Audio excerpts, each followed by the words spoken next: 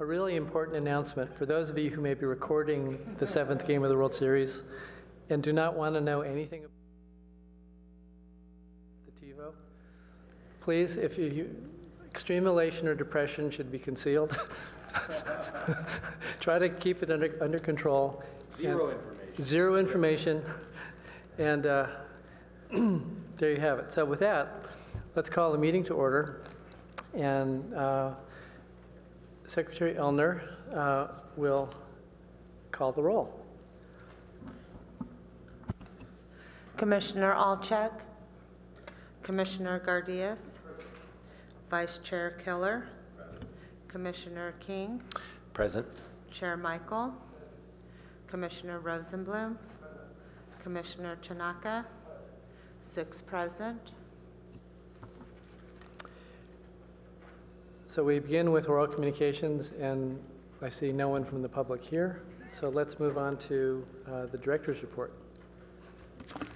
Thank you, Chair and Commissioners. Just if I can cover some agenda changes before I give you just a little status report. Despite what it says on the agenda about item number 4, we're not going to continue it to the meeting of November 12th. We're just dropping it from the agenda, and we'll put it on a future agenda. I don't know that we're going to be able to fit it on November 12th. In addition, the consent item today, item number 1, we can eliminate from tonight's agenda. Our attorney has looked up that there's a statutory extension of maps like this that lets us avoid having to take a local action. So it's moot, and we can remove that. So that leaves us with 3 items today: the study session on the TMA, the public hearing on the draft EIR for 2555555 Park, and the study session to debrief from your joint meeting with the City Council. So just in terms of the director's report, I wanted to let you know about the council's discussion on the shuttle program at their meeting on Monday, and Chair Michael came and represented the commission. We hadn't prepared an executive summary of that study session, but the chair did an able job reviewing the verbatim minutes and presented a summary to the council. The council then had a far-ranging discussion, ended up with direction to staff that I think can be summarized as complete support for the shuttle program and looking at creative ways to get more people out of their cars and into shuttles and other alternative modes. So it feeds directly into the discussion we're having this evening about the TMA. In addition, on November 3rd, the council will be discussing the comprehensive plan update and commercial zoning changes. Given that that's the evening before the election, we don't think that we're going to get everybody's full attention, so we're planning that discussion will continue on November 17th. So that's the date on which we would hope to get some direction from the council on next steps about the comprehensive plan and the zoning ideas that they had. In addition, on November 10th, we'll be bringing the housing element update, including this commission's recommendation to the council for their action. That is what I have for a summary of the council items. I did want to let you know that your agenda on November 12th is very full. You will be considering the residential permit parking program, so it's getting a lot of attention and should take quite a bit of time. In addition, there are 2 vacancies, as you know, on the commission. The council is poised to make appointments on November 10th, so it's unlikely that, or it's possible, I guess, but not certain, that anyone who is appointed to those 2 seats would be able to be in attendance on the 12th. So we're going to defer the election of officers to your meeting in December, if that's okay with the commission. It just seems to make sense. That concludes my report. Thank you, Director Gittleman. So our first item this evening is a study session to review and update on the formation and activities of the Transportation Management Association, and I'd like to recognize Jessica Sullivan. Good evening, Commissioners. We are very excited to be talking to you this evening about the activity that our consultants have been engaged in regarding the launch of our first Transportation Management Association. As all of you know, the TMA is a really critical part of our strategy to to manage our parking and traffic concerns in especially the downtown, along with parking management and parking supply. So this is really our first kind of update of the activity that we've been engaged in since we brought our consultants on in August. They've been very, very busy. And I have with me Wendy Silvani and Joan Chaplik. They'll introduce themselves. And really they are going to be giving you an update on what they've been engaged in the last few months regarding the stakeholder interviews and work plan creation. And this is just an evening to get your feedback on the activity and throw it all out there. So we're excited. So without further ado, I'll just hand it over to these guys. Okay. Good. There you go. Here. First slide. Ready? First slide. Hi, my name is Joan Chaplik. I'm a principal with MIG. We are a planning, design, communications firm located in Berkeley, and I'm here today teamed with Wendy Silvani, who has extensive experience in setting up and establishing a TMA. And let's just get this to the next slide. Okay, Jessica, let's try, oh, there it is. So just to give you a sense of our team's capabilities, we're bringing together both aspects of the project, with Wendy taking the lead on getting the workings of the TMA up and running. She has helped to establish several TMAs throughout the state, and then she'll be supported by MIG in terms of overall project management, communications, especially a rich public engagement program and strong facilitation of the steering committee and the TMA, and also the communications and marketing activities that will be needed as we move later on in the process to get the community interest and involvement in the activities that we want to do. Let's try this again. So just to remind you in terms of the Transportation Management Agency, we are seeking to set up a new organization. So it's a nonprofit, and it'll be looking to manage, market, and develop the transportation solutions that are going to best meet the needs of your community, the residents, the employers, the people who are traveling through every single day of the week. And we'll be working together at the TMA to achieve the purposes of helping business, to help them solve their transportation problems, to allow the community to work together to achieve transportation goals, and to create that umbrella organization that can be the space for these solutions to take place. In terms of our scope of work, as Jessica said, we have been working together for about 2 months or so. And this first year is really the big startup year. And the key activity that we want to accomplish is establishing a steering committee. And the purpose of the steering committee is to lay out how the TMA will function and operate.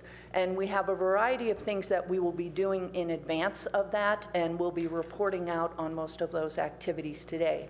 And pretty much at the underpinnings of the steering committee, to get that process going, is we really have to go out into the business community and talk to many key people in your community. And these activities are being led by Wendy.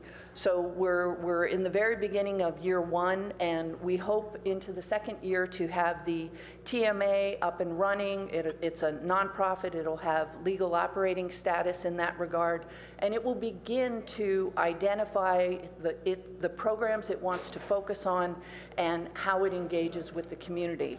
And then just final point on our overall scope of work is we also have a research partner, EMC Research, because we know that having data-driven solutions will be very important to this process. So at various stages, possibly in the first year and the second year as well, we will be doing some research as directed by the city and the TMA to give us the data that we need so that everything is, there's a good solid foundations for the decisions and the recommendations that are coming out of the TMA. So with that, I'm going to turn it over to Wendy to give you an update on where we are. Good evening, Commissioners. I'm Wendy Silvani. So we have started the effort by reaching out to a broad cross-section of the community, and The reason why is that a TMA that is a membership organization that will be comprised of pretty much the business community, and we will be looking to that business community for both financial support and participation in programs. So as a TMA, we need to really understand at a very fine level kind of the way this area functions, the nature of the employee community, the nature of the customers, the residents, you know, and every community is really different. There is no cookie cutter from one community to another, and even neighborhoods within a city are all unique in their own ways. So, for instance, a business with a lot of shift work and part-time employees with high turnover rates have very different needs when it comes to transportation and what it will take to move the needle to get people into alternative modes than a business with a real regular 9-to-5 crowd.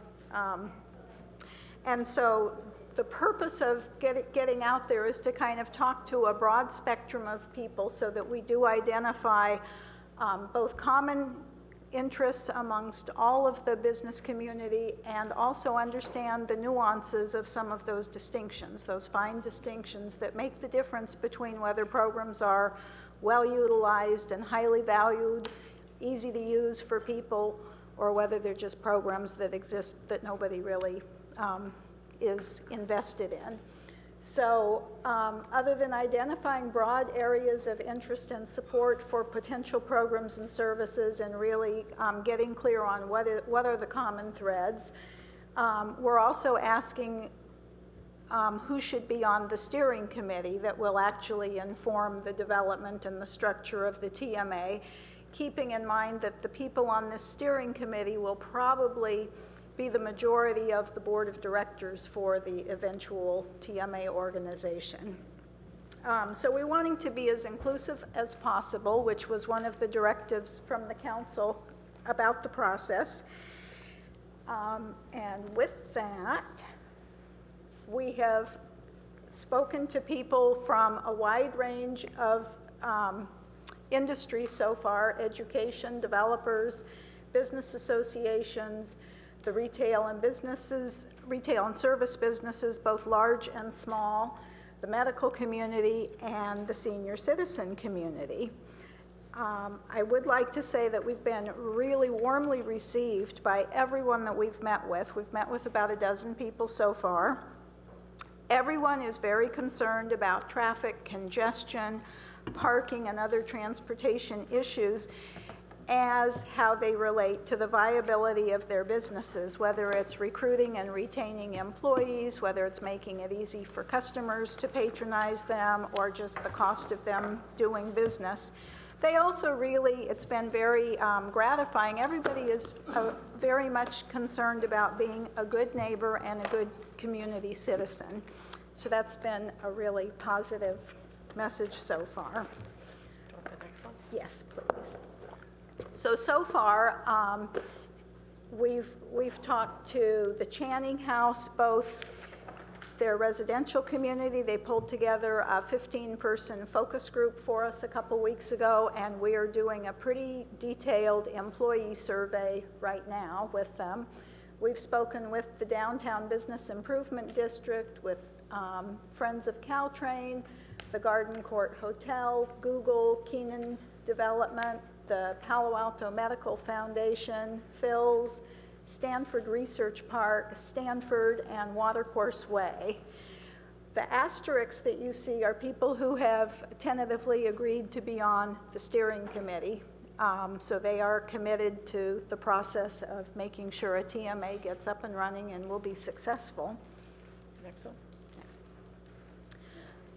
Yet to come, in the next couple of weeks, we'll be talking with Dave Kleiman, with Palantir, SurveyMonkey, Whole Foods, Rob Fisher, the Chamber of Commerce, and one of our first questions to you is, who else should we be talking to that may not have been included in this initial list?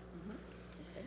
So some of the very early themes that have started to come out is that there is a real agreement that what we come up with in terms of what dictates how the TMA should look and what kinds of programs and services we want to offer need to be data-driven. We need to test assumptions.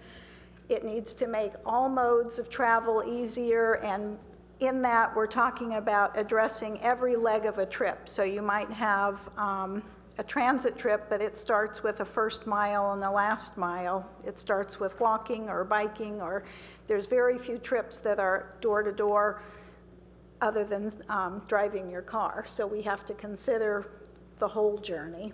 The group as a whole sees a real value in having a forum to discuss transportation and a downtown voice around transportation, to have a single source of information for their employees, for them as companies, to make it easy to use, easy to understand what programs are out there under one umbrella, and to get a greater sense of what the relationships are between the downtown area, the shopping centers, Town and Country, Stanford, the residential communities.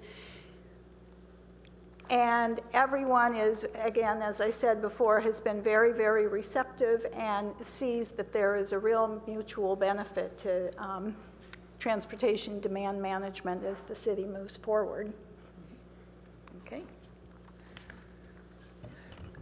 So that's a brief preview of what we've learned so far in terms of reaching out and doing the initial groundwork to get some background, some good opinions from people who will be key participants, also to gauge interest in the level of participation on the steering committee. And it looks like we shouldn't have any trouble completing that steering committee. We see this study session as an opportunity to also be an equivalent stakeholder interview with you all. And so we have a couple of discussion questions. We'd like to hear from you in terms of getting some feedback on the emerging themes, if there's anything surprising, or if you have any questions, maybe there's a theme that has come up that you might want a little bit more information on, a sense of the key issues for the TMA. What do you think is most important? The question about who else should we have it be involved. So while we are still in this phase of collecting data, if there are others you believe we should go out and interview and speak with, we'd be happy to do that. And then we also want to get a sense, especially given your responsibilities, how the TMA can be integrated into other city initiatives, whether it's sustainability efforts or the climate action plan work that's underway. If we can maybe articulate that relationship early in the process, I think it would really help with communications and having the activities support each other. So with that, we really appreciate your comments and any questions that you have so far. So thank you for your presentation. I think we have one speaker from the public, and maybe let's start there and then come back to the commission. Mm-hmm. And Vice Chair Keller, do you want to announce the speaker who will get 3 minutes? Yes, Dean 11, you have 3 minutes.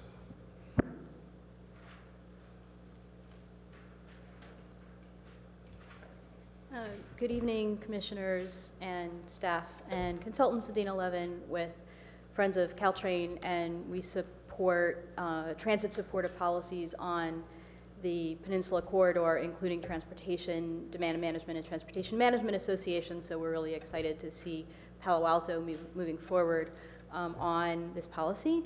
And I have a couple of questions and comments regarding the progress of the TMA.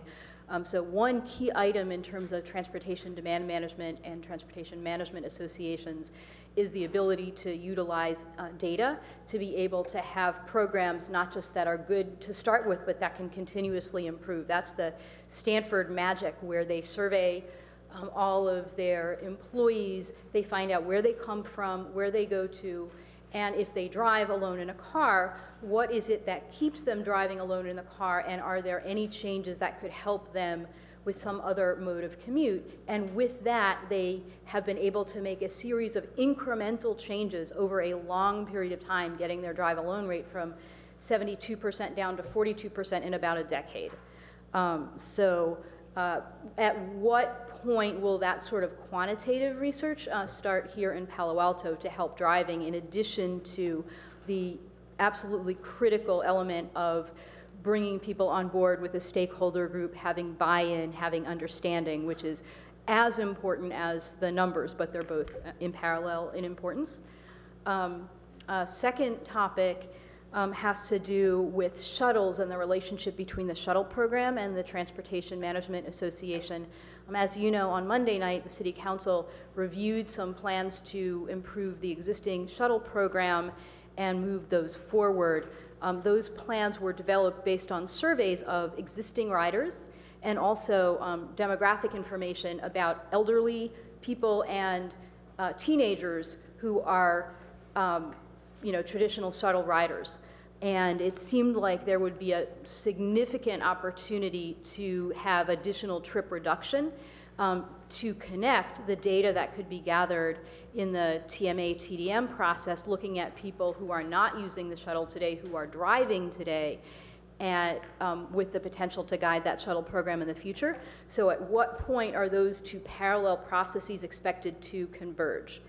And then the last item, which may be a later item, but a bug in the ear, is about the longer-term potential for the Transportation Management Association to serve not only workers but residents. So one great example is the City of Boulder, which has a transit discount pass available to neighborhoods, like a Go Pass, but for a neighborhood, and the neighborhoods that use that drive 40% less than other Boulder residents. So will residents be included in this program at a later date? Okay, thank you.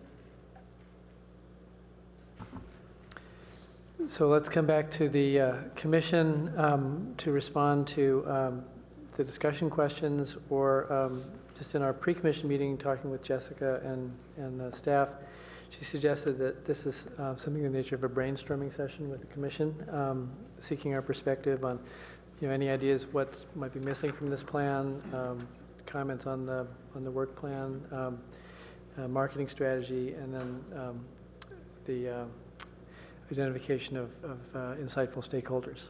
So with that, who's first? Commissioner Gardias? Thank you, Mr. Chairman. So in general, right, we talk about this at some other meetings, right? It may be in certain way relevant to this, what you're doing, because I was proposing this at a variety of meetings. I want to just propose it again, and I will be proposing this again, because I think that there is a need of some umbrella understanding of different transportation programs that we have. And I spoke about mobility. There would need to be some sort of policy that would just address all these programs and just establish foundations that will be common for all of those, right? Today, there is none, so I think there is a need to somehow address it. And just following examples of European counterparts, mobility is frequently this element that ties all these programs together, and how mobile are the residents and non-residents in just moving from one point to another, right? And this addresses transportation, commuting, biking, routing, parking, you name it, right? So it just ties this together. So that's number one. So please just think about this when you're going to just do your research, how all this may tie together to other programs from this perspective. A second point that may be relevant directly to this, what you're doing, right? We had a meeting when we looked at the shuttle program the other day, a couple of weeks ago, and there was a new route that was proposed that would be going along El Camino, and then it would be, I think, turning to University, if I remember correctly. And then a couple of days later, after that meeting, I just picked a local newspaper from Mountain View and noticed that they were just doing research about their shuttle program, and there was a printed preliminary map of that shuttle, and it was just looping across the city, Mountain View City. So that's an opportunity to, first of all, just look at their data. They may have some their data, and just ask ourselves a question: how we can eventually tie those two programs together, right? Because if I remember correctly, right, the northern part of their loop, northwestern part was just coming close to Palo Alto, right? So if they are just thinking about something like this, right, just having one loop, then maybe we can just somehow coordinate with them and just maybe instead of just having two routes, maybe we can just establish one loop as well, right? That would be somehow synchronized with theirs. Thank you. Commissioner Rosenblum. So first, I'm so excited that you guys are here. This was actually the start that led me up here. Was I spoke at a council meeting about hopefully investing more in TDM strategies versus just looking for more parking, and then started getting more and more interested and eventually decided to throw my hat in for PTC. So this is an exciting time. So thank you. So I have some questions that I think will help me with some brainstorming. And the first is, from these programs, is it accurate to assume that the major funding source that pays for everything is from some fees charged to developers? Is that normally the bulk of budgets? So part of what we have is a blank slate. We can build whatever kind of TMA the members want and are willing to pay for. So there are TMAs, and traditionally the ones that I've actually started are totally self-sufficient. They don't take any government money. They don't rely on grants. And those are unusual in some ways, and they're not in other ways. And there's pros and cons to all kinds of different structures. Most TMAs also do apply for some of the countywide and statewide funding through the Bay Area Air Quality Management District and other funding sources to fund specific programs such as shuttles. So what I would say is I can't give you an answer now because it will be up to the stakeholders and the prospective members what direction they want to go in, because it's really important as a membership organization that they drive that process. So what I would say is right now it could go either way.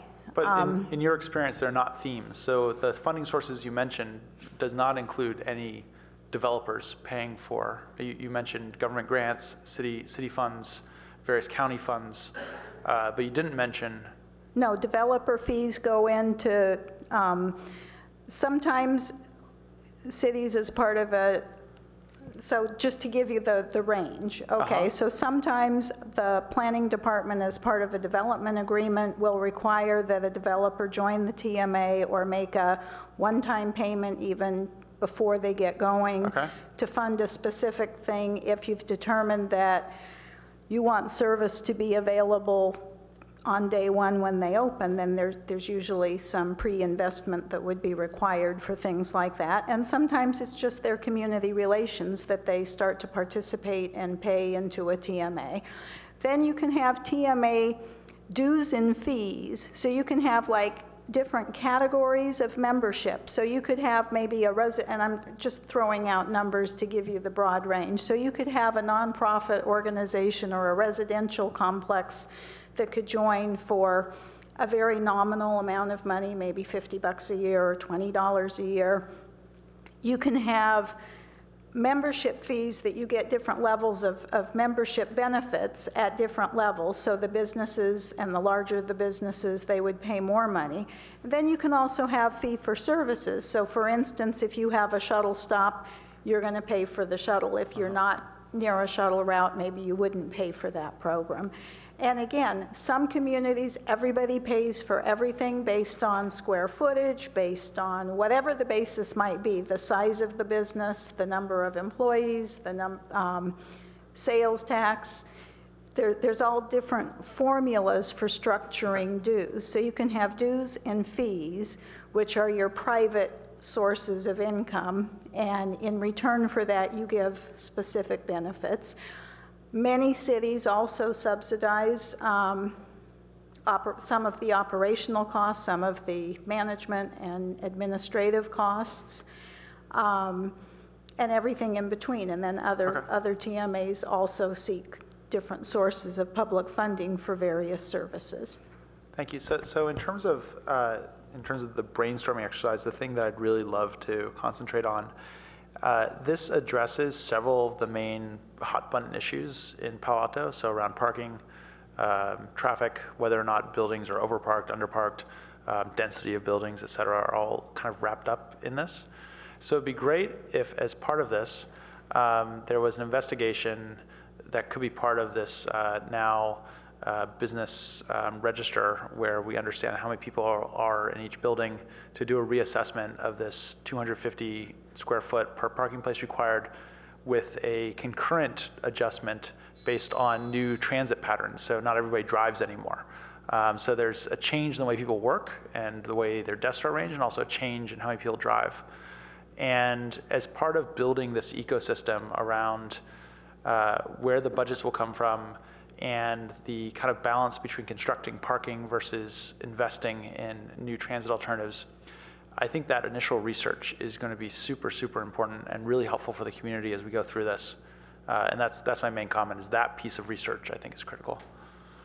Yeah, we agree. And there's kind of snippets of research out there and different data points, and starting to kind of pull those into one compilation so that we say, this is what we know, and then we can figure out what we still don't know, is the $64 question, to really make sure that we are going back to being very clear about being data-driven, and then being able to say, what would happen looking at requirements like 250 parking spaces if this happened, and doing, scenarios that start to show how and where those things start to really shift. Commissioner Tanaka. Thank you for putting this together. I think I'm also very excited about this program. I think there's a lot of leverage possible. In regards to your questions, a few organizations that you may want to talk with, which I didn't see on the list, but maybe you already thought of. One are the neighborhood associations. So there's quite a few in Palo Alto. So that might be a good one to do. The other one are the schools. So, or maybe the PTAs, but those are two I didn't see on the list that I thought might be good ones for you to look at. And then, so the budget for the first year is funded by the city, but the total contract fee is $500,000, right? And who pays for the rest of that, the balance of that? Is that just renewed every year? Is that how it works? The total consultant fee is just under $500,000, and then the city is also providing initial seed funding. I think at least for the first year. Okay, so that's the 180. Right. Okay. Or no, sorry, the 180 is part of the $500,000, and then they'll be billing us for the remainder of that over the next 2 years. I see. Okay, so this 180 is for the first year. Correct. Okay, and so this just pays for the consultants, but in terms of money to actually implement programs, where does that come from? So I mentioned the city does have seed funding that we're putting towards initial program development, but our goal is obviously to get the TMA to be self-sufficient as soon as possible. Okay. And then is this independent from the city, or is it something that staff manages, or how does the oversight of this work? So staff, I'm the sort of staff contact for management of the consulting group. And our thought is that, and this might evolve, but our initial thought is that we have staff that sit on the steering committee along with the other, the business participants. And this is something we're going to be exploring as we see it unfold. I think we want the organization to have a certain autonomy that sort of city staff may not have as far as developing programs and collecting information. Okay. Will the results of this be reported out back to the PTC eventually? Absolutely. I mean, I think we see, doing periodic updates as well as tying this together with our other parking programs. Okay, great. Thank you. Can I ask you, when you mention schools, what would be 2 schools that would be really important for us to speak with? Well, I'm not sure there's 2, but there's a lot of school organizations from PTAs, because certainly in the morning that causes a lot of the traffic. But, I would think that, maybe someone at the district level might be better. That way you have kind of like overall contact. I'm not sure if you just want to talk to certain schools, but, there's district level, both on the parent side as well as on the administration side, and both might be good to talk to. Commissioner King? Thank you. And just to clarify, I see in our packet here, we've got discussion questions and additional questions. Are we just going over the discussion questions now, and then we're going to do separately additional questions? Oh, okay. Yeah, it depended how much time you had, so these were Okay. our opening questions, and you're free to respond to any of the others. Okay, got it. So let's see, I guess I would echo Commissioner Tanaka that the big missing link is the schools here. And I know we have staff that has the Safe Routes to School program. We've got staff who that's what they do. And so they would be the first, they already have contacts within the schools, so they're the first people with whom I would speak to get working. But certainly that's a big factor at the morning rush hour and then, afternoon. Let's see. Then the other thing I just mentioned when on the additional questions, primary focus downtown, what do we need to keep in mind, other neighborhoods?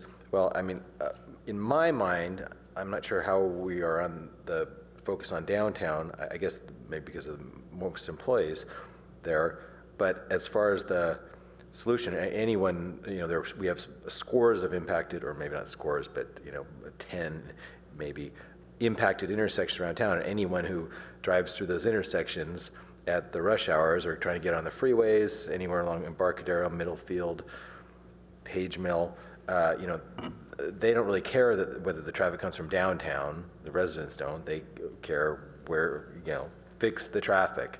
So any focus it should be, back to your data driven, it should be where's the traffic coming from and how can we track it, how can we track that and figure out how can we reduce that that single occupancy traffic. And I think I just heard when the council members was asking for trying to understand how much do we have of sort of pass through where people are going from Menlo Park to Google and so I don't know how that plays in and whether we can really have any impact on somebody who lives in Menlo Park going to Google. If I'm that person, I look at Google Maps and see what's it telling me is the shortest route with traffic, and that's the way I take.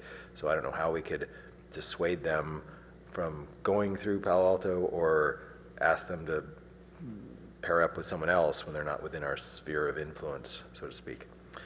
Let's see, and then I guess the other thing I'd say is just I think in my experience, Palo Alto is a notoriously polite community from a government standpoint.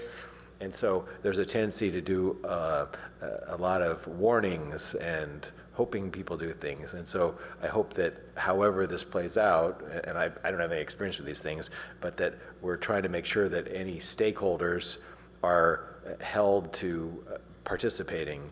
And again, I have no idea how you do that. I just know human nature is you'd much prefer someone else to solve your problems for you than actually have to work to do that yourself.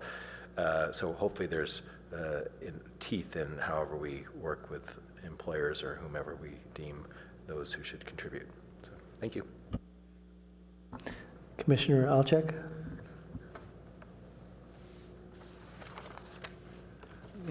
I was curious. At first, when I read the update summary for tonight, I thought maybe 30% was a typo. My question is essentially, is that a realistic target for the TMA to reduce downtown single vehicle occupancy traffic by 30% in 3 years?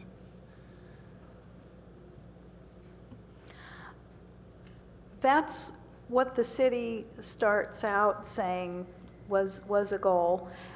That needs some further definition, 30% of what, and that's one of the questions that when we're out talking to people, we are asking them, what do you think of that as a goal? Do you think that's realistic? If not, what should be? So I would respond that we don't know yet.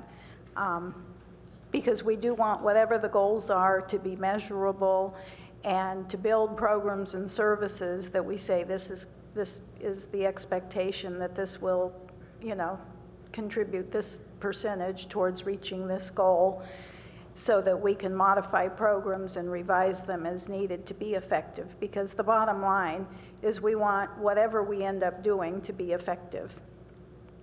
Okay.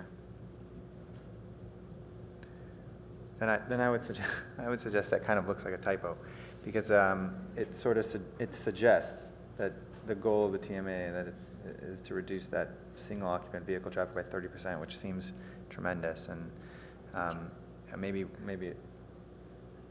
it would be wise to start off with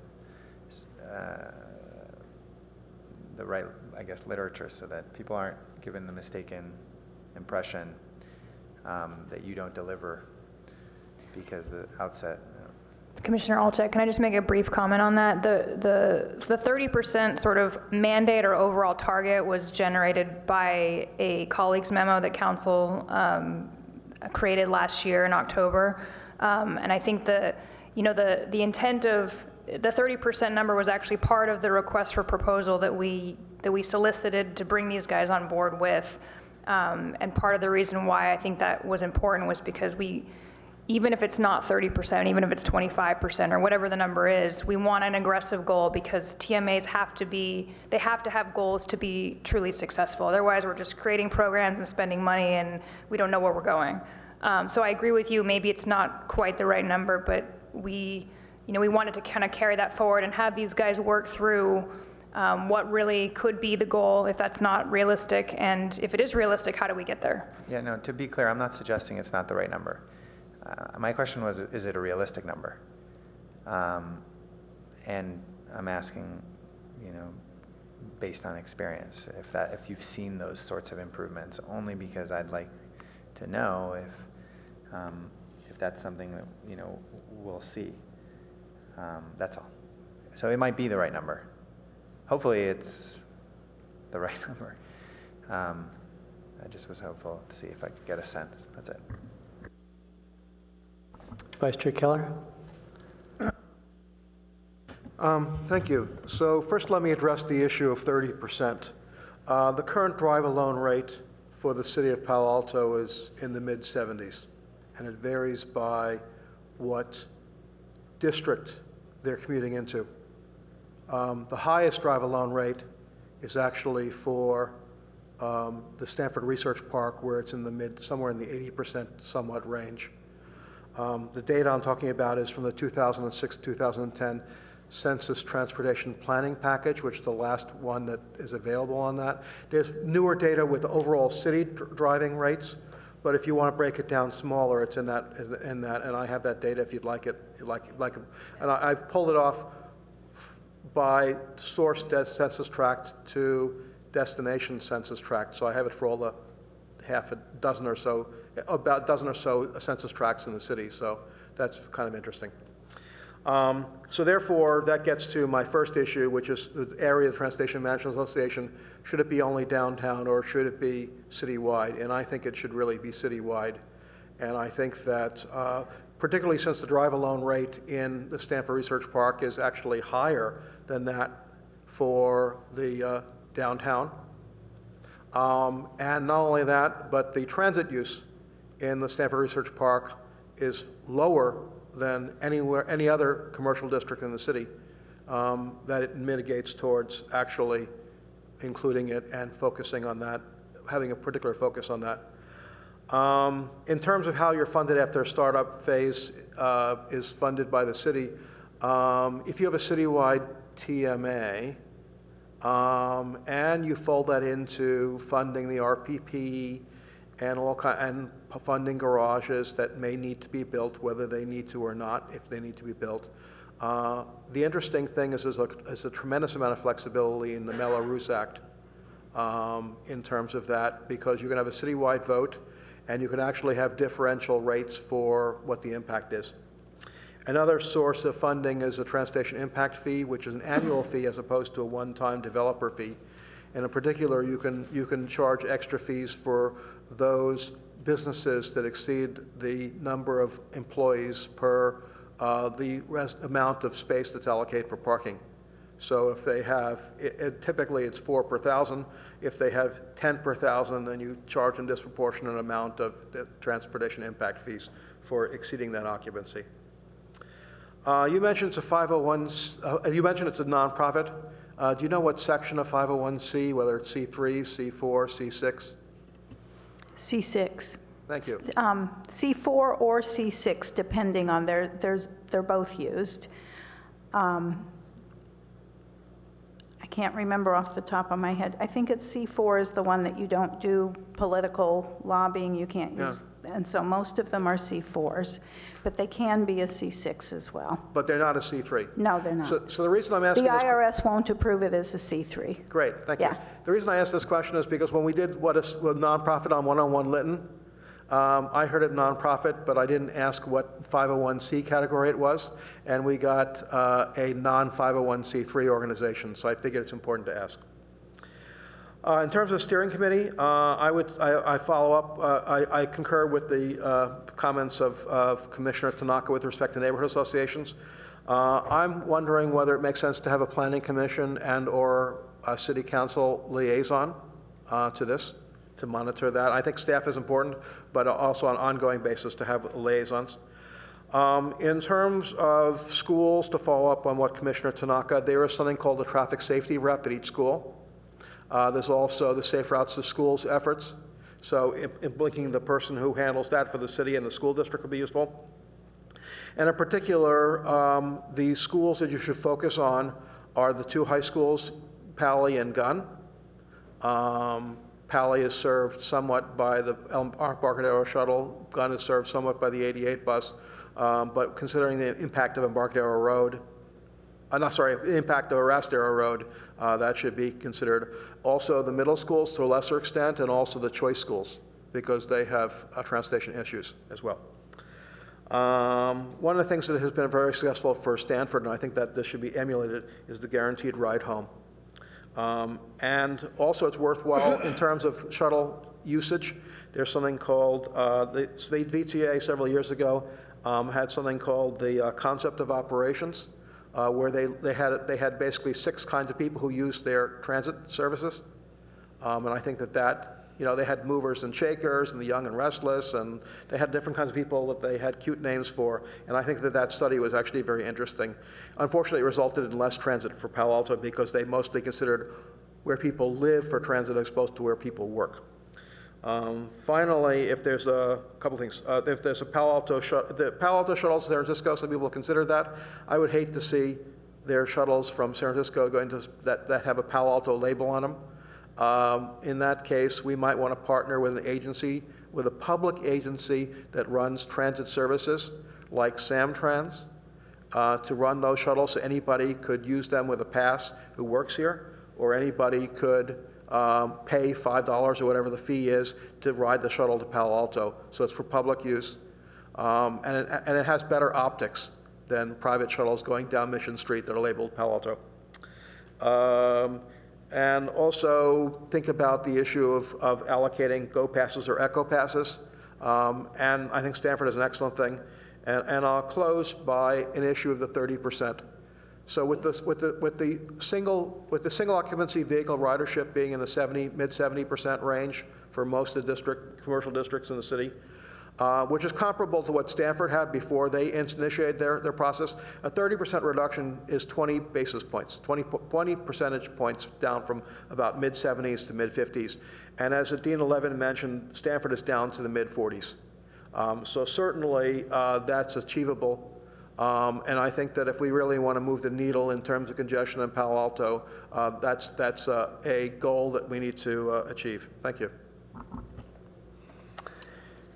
So great comments. I'll just add a few. One is that Commissioner Gardius is very good about bringing up a concept of mobility, just overall mobility, and I'm not sure exactly how that plays into the TMA goals. But I think often we think in terms of commuting either to work or school. But at some point, I'd be interested in perhaps seeing if the pie chart could be constructed to see what aspects of mobility the TMA is going to address. Is it primarily or only certain aspects, or is it all movement from place to place, and who is doing the moving? So we could understand that might help you get to your 30% and define that. Related to that, sometimes there's this discussion of the that there's a ratio between jobs and housing in Palo Alto, which is somewhat on the outer limits. And I think that's in many ways sort of a not a useful concept, but I think that in terms of mobility, you effectively have, let's say, workers, students, and residents. If you look at workers, you have some workers who live elsewhere and work here. You have some workers who live here and work elsewhere. Students, presumably that's intra-city. They live within the district and they're going from here to a school here, but across the city. And if you look at residents who are not either workers or students, there's probably some sort of intra-city movement for errands or what have you. And I'm, to the extent that the TMA would address some or all of these groups, or some groups but not others, I think that would be useful to understand, so to set expectations. It may be a completely unrelated concept, but for example, if you have people who live elsewhere and work here, perhaps in the research park, you might get a huge amount of leverage out of a park and ride concept because they're coming down 280 or 101, and I'm not sure if that's in your work plan. Also, I know that we've started doing a little bit of it, but in Tri-City, doing something to turbocharge the bike sharing might actually be a pretty significant enhancement to your overall objectives. Several comments related to the scope of the program, and I notice in your emerging themes, there's a number of references to downtown. I think something that's downtown-centric would be sort of unfortunately limited. There's sometimes sort of a north-south divide in the city, and the north gets all the attention, allegedly, and the south doesn't, allegedly.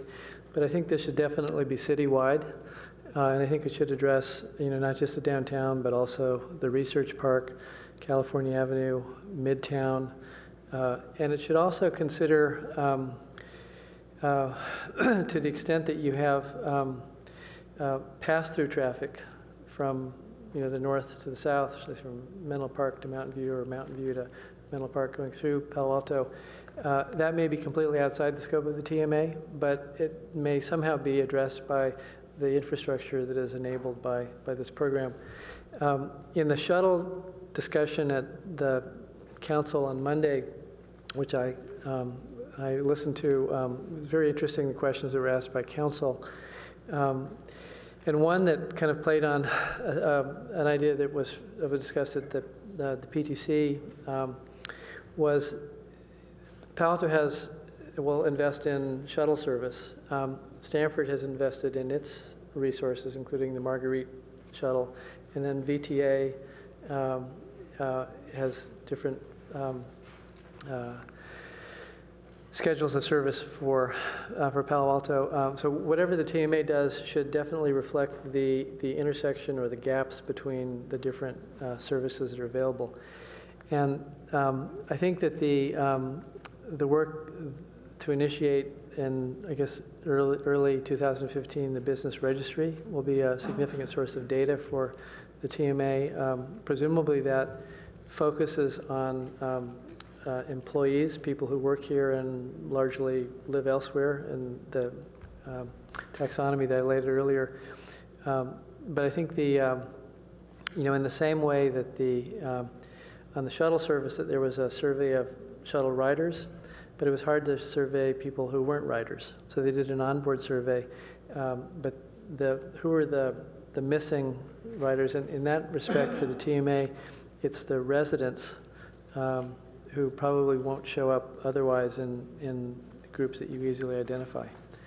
And I don't know if any of the emerging technologies and alternate modes of mobility, we're far away from self-driving cars, and Councilmember Scharf talked about jitneys, and we have Uber and Zipcars. So I think if any of those emerging technologies, or particularly the the accessibility of transit as enhanced by apps might be something that would get you to your goal. Please stay alert to, that kind of innovation. So I'm not sure if we have a need of a second round. If anybody has any questions that they absolutely want to raise before we move on. Hearing none, thank you very much. You may be excused to go watch the Giants game. Thank you. We really appreciated the opportunity to get your feedback. You're Thank you quite very welcome. much. And we'll take a 5-minute break.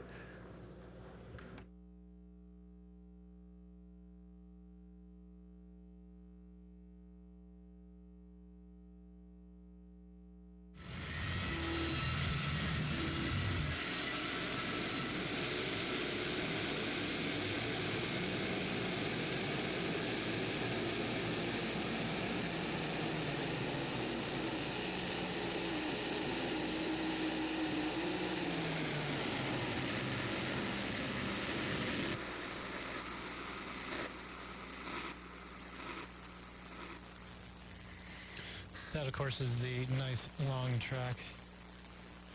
It's the Kevin Shields remix of Mogwai, going back to about 1996, Kicking a Dead Pig. And that's what you're hearing in the background. And I'm your imaginary friend, and the DJ started the show off about an hour ago, 6 o'clock. And it's going to continue until 9 p.m. with me changing the music to play from our extensive library, but mostly from our latest release shelf of the newest and brightest CDs and records to be mailed to the radio station. This last hour, I really didn't concentrate much on that. I did play a lot of older things. So, my apologies for that, but the Guilty Pleasures, before this My Bloody Valentine remix of Mogwai, I played My Bloody Valentine and more Kevin Shields stuff from the Lost in Translation movie soundtrack. One was a track that he composed for the movie, and then another was off of one of the original 2 albums that My Bloody Valentine released in the very early 90s, late 80s. And then prior to that, a nice stony song by Bowery Electric. God, they were good. From a 1996 release called, it's a self-titled one. It's the first one. It put out on Cranky Records, Bowery Electric. The band that launched 1,000 pharmaceutical narcotic addicts, I suppose. I don't know. Clock DVA preceded the Bowery Electric. That one goes back to the late 70s. Proto-experimental noise music.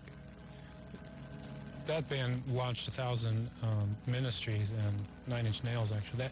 That along with the stuff I played before at Cabaret Voltaire, those were the bands that influenced Skinny Puppy and all that really kind of raw drum machines and 4-track recording techniques. Cabaret Voltaire with their... I played 2 tracks off of that from their mix-up record out on Rough Trade, Cabaret Voltaire. Lovely stuff. Late 70s, early 80s music, them and Clock DVA. Started the show off 1 hour ago with Mark Hule, I don't know that's how you say it, from his brand new CD called Cola Party. Here's the track Gimme Gimme. All right, we're going to get back into the music. It's almost 7 o'clock in Pacific Standard Time. Like I said, I'm your imaginary friend. And you're listening to my radio show, Brownian Motion, on KZSU Stanford. Got some interesting tickets to give away. I'll tell you what I'm going to play, though, before I give away the tickets. Next thing is something brand new by a band called Dark Horses. And it's out on Last Gang Records. They nailed us a CD called Hail Lucid State. It's kind of nice. I like it a lot. And I'm going to play something off of that. Dark Horses. But I want to give away a pair of tickets. This is to go see someone. I won't say his name first. I'll set the make the bed first or whatever. He was an artist who had hits in the 70s that were pretty cool, and I had no idea that he was actually a multi-instrumentalist. In some of his biggest songs, he played all of the instruments on. If I told you what they were, you'd know who he is, and immediately, you know. But I remember hearing an interview with him like 25 years ago, and he was talking about how he wants to, someday the computer, you'll be able to record music directly onto the computer. You'll be able to record music with other musicians in other places, not even in the same town as you, using computer technology, and that songs would no longer be distributed on pieces of vinyl or cassettes or CDs, that you could use a computer file to listen to music with. And I remember just thinking, this guy's nuts, man. I mean, what? How? And he was doing all that stuff. He was pushing towards it. Anyway, he's going to be appearing with his band at the Fillmore November the 11th. It's a Monday, and his name is Todd Rundgren. And our next item is a public hearing regarding 2555 Park Boulevard, and a request for the PTC to review a draft environmental impact report. And let's just open up with a report from staff. Russ, would you like to tell us what this is about? Yes, thank you, Chair Michael and Commissioners. So tonight, the purpose of the meeting is to take public comment on the draft environmental impact report. This is the second of 3 opportunities for the public to comment on the environmental document. The first was on October 16th at the Architecture Review Board, which was also a formal hearing on the project. And then the final opportunity will be on November 19th before the Historic Resources Board. So the city has contracted with an environmental consulting firm by the name of Dudek to prepare an environmental document for this project. And tonight we have Catherine Waugh of Dudek to give a presentation on the draft environmental impact report. And with that, I will turn it over to Catherine. Thank you. Good evening, Chair Michael and Commissioners. As Russ said, I'm Catherine Waugh with Dudek, and I would like to kind of give you an overview of the EIR and the CEQA process for this project. So the intent, as Russ said, is of the meeting tonight is to receive public comment on the draft EIR. I'll give you a brief overview of the project, a discussion of the purpose of CEQA, and the environmental review process for this project, and then talk about the specific findings in this EIR regarding the environmental effects of this project. Also conclude with a quick summary of what the next steps are, and then would invite you to open the hearing up for public comment. So the slide here shows an aerial photo of the project site outlined in red. There's an existing 2-story office building on that site with about 10,800 square feet of building space and 28 parking spaces. The project proposes to demolish that building and construct in its place a 3-story building with 24,466 square feet, and all vehicle access would be provided from Grant Avenue. Currently, there's a driveway on both Grant and Park. The project site is designated Regional Community Commercial and zoned Community Commercial 2. The land uses surrounding the site include multifamily residential. You can see the parking lot for the Caltrain station kind of in the top corner of that photograph. And then there's a lot of office uses along Park and the courthouse directly across the street. This slide shows you a version of the site plan. It shows the at-grade parking level and then the at-grade office space. There would be a below-grade parking level and 2 additional floors above with additional office space. But this, I selected this version of this layer, this elevation to show you the street landscaping as well. So you can see that they've proposed to put in some street trees, widen out or create a bulb out there at the corner, and slightly widen the depth of the sidewalk.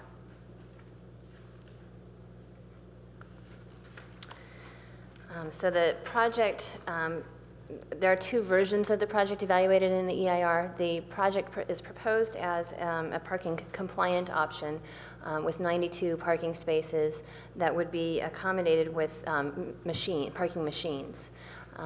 There was a concern raised in earlier presentations in earlier public comment periods regarding the ability of the site to accommodate visitors or guest parking.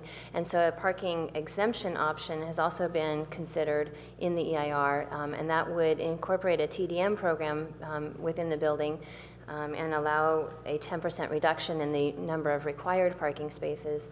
That allows a little bit of a shift in how the parking would be configured to eliminate some of the parking machines. And with the elimination of parking machines, then those spaces become available for visitors or guests. Because the parking machines have to be calibrated to the car that's parking in them, so not useful for a visitor or a guest. Other components of the project is that it would require a design enhancement exception for the building height, or actually for the height of some of the rooftop features. As I mentioned, the sidewalk depth would be widened to 10 feet, and planters and a seat wall and other amenities would be provided to liven up the sidewalk experience. And the building is proposed to be designed to meet the LEED Silver certification. So then to discuss the purpose of CEQA and what brings us here for the public comment session tonight, the overall goal of CEQA is to disclose a project's environmental effects so that the public and the decision makers are aware of those consequences as part of the consideration of whether or not to approve the project. So we do that in a CEQA document by defining the existing conditions, identifying thresholds that we use to determine whether or not an impact would be significant. Then we evaluate what physical changes may occur to the environment as a result of construction and implementation of the project. And then require that feasible mitigation measures or project alternatives that could reduce or avoid any of those impacts be implemented. Then the environmental document is provided for public review. And that brings us to the stage that we're at now. I also wanted to just give you a little bit of background on the specific level of environmental review that is necessary for this project. There are the most common types of environmental documents under CEQA are a negative declaration, which may include mitigation measures, and then we call it a mitigated neg dec, or an EIR.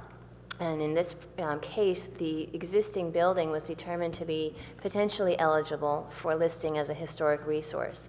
And there are specific provisions within CEQA and state law that say that if you are going to demolish or significantly alter an historic resource, there are no feasible mitigation measures that can completely avoid that impact. And when you have an impact that is going to be significant and unavoidable, you must do an EIR. You cannot use a negative declaration or a mitigated negative declaration. You need the fuller level of environmental review and the fuller public involvement process to ensure that those impacts are adequately disclosed to the public and evaluated. So that, I'm sorry, I could go into more nuances, but I think that's sufficient for giving you the context for why the project is here tonight.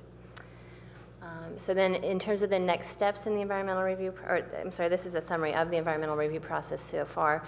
To start off an EIR process, you first prepare what's called a notice of preparation.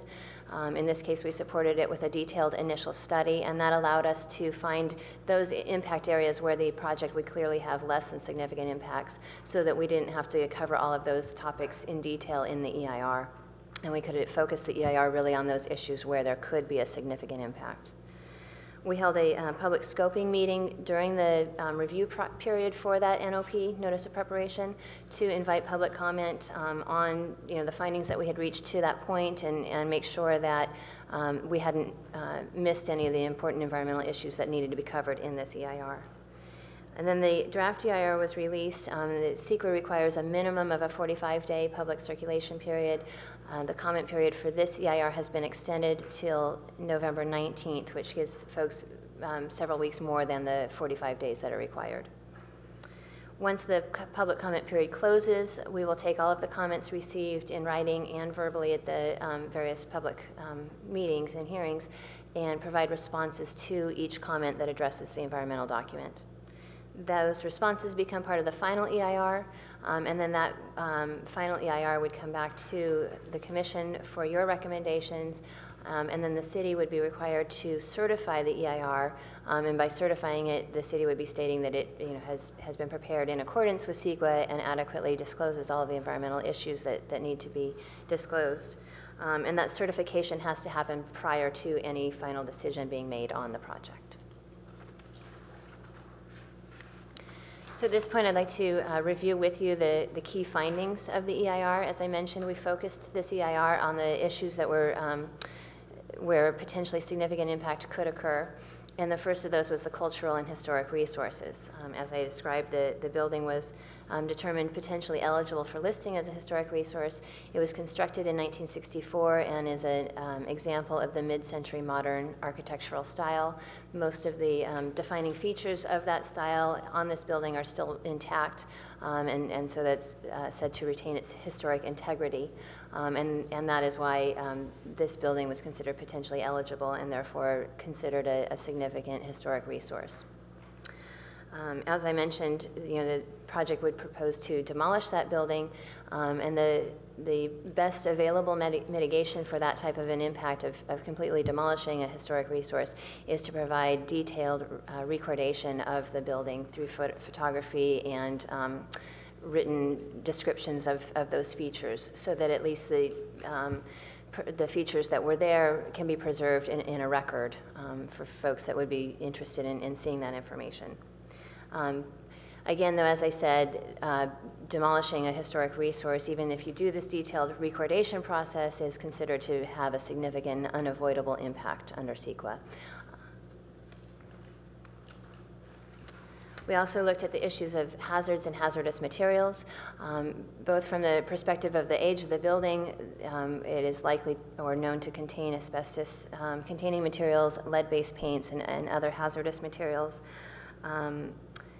And then also from the perspective of soil contaminants due to a prior dry cleaning operation on the site, as well as the contaminated groundwater plume in the area. And so the EIR looks at those various conditions and provides mitigation measures for controlling the potential for any of those hazardous materials to be released during construction or during excavation, during demolition. The materials within the existing building could be released if they're not properly handled. During excavation of the soil, the hazardous constituents could be released into the air or into the environment through that process. And then again, in occupation of the building, due to the groundwater plume that's underlying the site, there are some requirements in the EIR for waterproofing and ventilation to ensure that any hazardous constituents that come into the building from the groundwater plume would not build up unhealthy concentrations within the building. And the final topic that we looked at in the EIR is the transportation and traffic. We evaluated both the existing and background conditions and found that all of the intersections in the area operate at acceptable levels of service in the AM and PM peak hours. We evaluated the addition of traffic that would be generated by the project and found that would still remain true, that all of the intersections would continue to operate at acceptable levels of service. We found that the project would generate a total of 246 vehicle trips during each day, with 35 trips occurring during the AM peak hour and 18 during the PM peak hour. We found that all of the project impacts related to transportation and traffic would remain less than significant, and no mitigation measures were required. As I mentioned earlier, we looked at two different versions of the project, the proposed project with 92 parking spaces, and then the parking exemption option that incorporates the TDM plan and reduces the number of parking spaces required on site, and found that for each of these topics, the impacts would be similar. For cultural and historic resources and for hazards and hazardous materials, the impacts would be essentially the same. Under transportation and traffic, we found that with the TDM plan incorporated, the project would generate slightly fewer vehicle trips, and therefore those impacts, the effects on nearby intersections would be even less. But again, even at the full 92 parking spaces and no TDM plan, the project was found to have no significant impacts on traffic and transportation.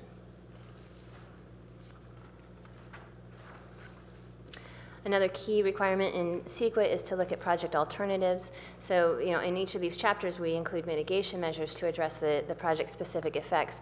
But it's also important to look globally at the project and see if there's a different design or a different project type that could avoid or reduce some of the significant impacts of the project. We looked at the no project alternative, which is required under CEQA, so that would retain the existing building as is and make no changes. Obviously, it would not result in demolition of a historic resource, so it would avoid that significant impact. However, it would not achieve any of the objectives of the project applicant in terms of increasing the use of this space and increasing the intensity of the space. We also looked at a building preservation alternative, which would retain the existing building but make modifications to it to improve health and safety, compliance with health and safety codes. Obviously, the structure built in 1964 does not meet the current building codes. We did find that there are various options for doing these types of retrofits, but that any option that would be implemented would still result in an impairment of the historic integrity of the building, although preserving the building on site would avoid that the demolition of the building. It would still alter the historic qualities of the building, and again would not achieve the applicant's stated project objectives. And then we also looked at an alternative that would develop a mixed-use project on the site consistent with the pedestrian and transit overlay district. That development we envisioned to include 12 dwelling units and about 1,600 square feet of office space. However, this project would require demolishing the existing building on the site, so it would not avoid that significant and unavoidable impact. And we did find that it would generate slightly less traffic than the proposed project, but again, those impacts were found to be less than significant.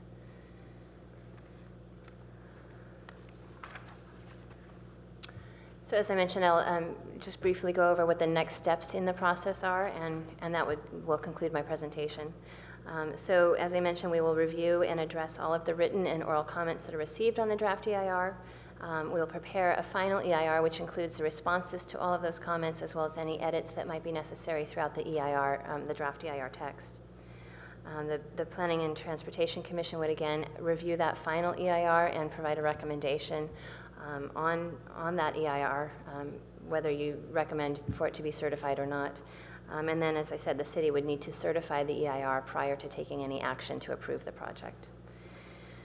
Once, if the project is approved, once that happens, the city needs to file a notice of determination in order to start a 30-day challenge period for that approval, for the EIR certification.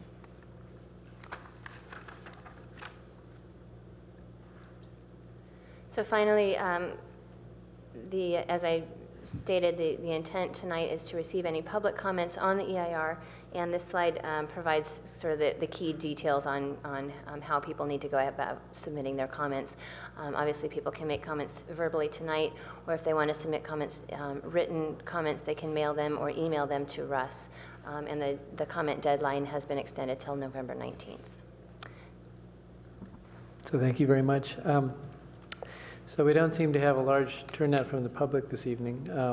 Hopefully they've got better things to do. But I'm just curious, have you been receiving much public input one way or another?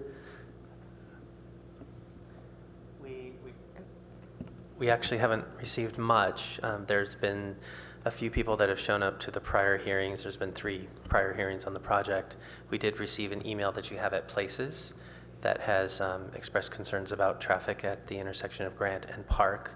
I also spoke to a resident, had a meeting with one of the residents from Palo Alto Central that also had those similar concerns about that intersection the current intersection in terms of visibility of getting from Grant on to Park during commute times. Okay.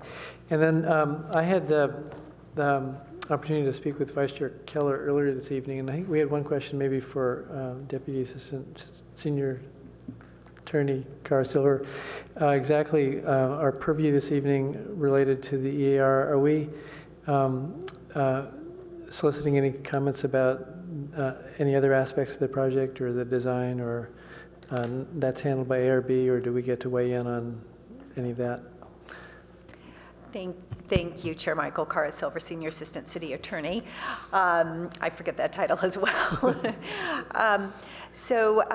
Your comment, your purview is very limited this evening. You will not be weighing in on the merits of this project. The merits of the project go to ARB and to the Director for a final decision, and then if appealed, it would go to the Council. Your purview is really just related to the environmental impact report, and you are here to both facilitate comments from the public. It's important in the environmental review process to have a public hearing, a forum to allow members of the public to weigh in on the EIR. But you are also, welcome to make your own comments on the EIR as well. And, ultimately you will be making a recommendation to the decision maker on the on whether to adopt the EIR, certify the final EIR. So it's helpful to get your comments just focused on the EIR issues. Okay, so for those members of the public who are tuned to Channel 2 instead of cable Channel 26 for local government access, or who may read the news coverage of our hearing this evening in Palo Alto Online or whatnot, please submit your comments. But let's turn to the Commission now, to the extent that we have comments on the draft EAR. If there's anybody, Commissioner King. Thank you.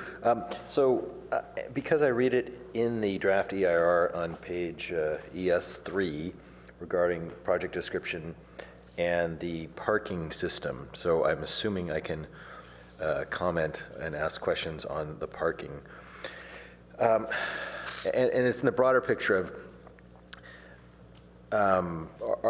is a parking spot a parking spot? Our code hasn't really been changed, I believe, to keep up with the changes in technology, notably the Klaus Tranvario 4200 system that parks these things. And so the big picture, which I think is actually is not relevant to the EIR, but is the substitution issue, which is how long do these things take to work? And so if I'm a parker and I have the choice of if the thing you're having to park 30 cars in an hour, so 2 minutes, you've got 2 minutes per car based on the peak traffic volume. So I guess my question there would be, can those 35 cars be parked in an hour based on the machines and the access? And then, so my general comment is, if anytime there's a delay, people don't like parking garages, period. They much prefer street parking, and if there's a delay, then that adds more to the substitution that people would rather park on the street. So I guess that's my first question is, can that system and the layout handle 35 cars per hour?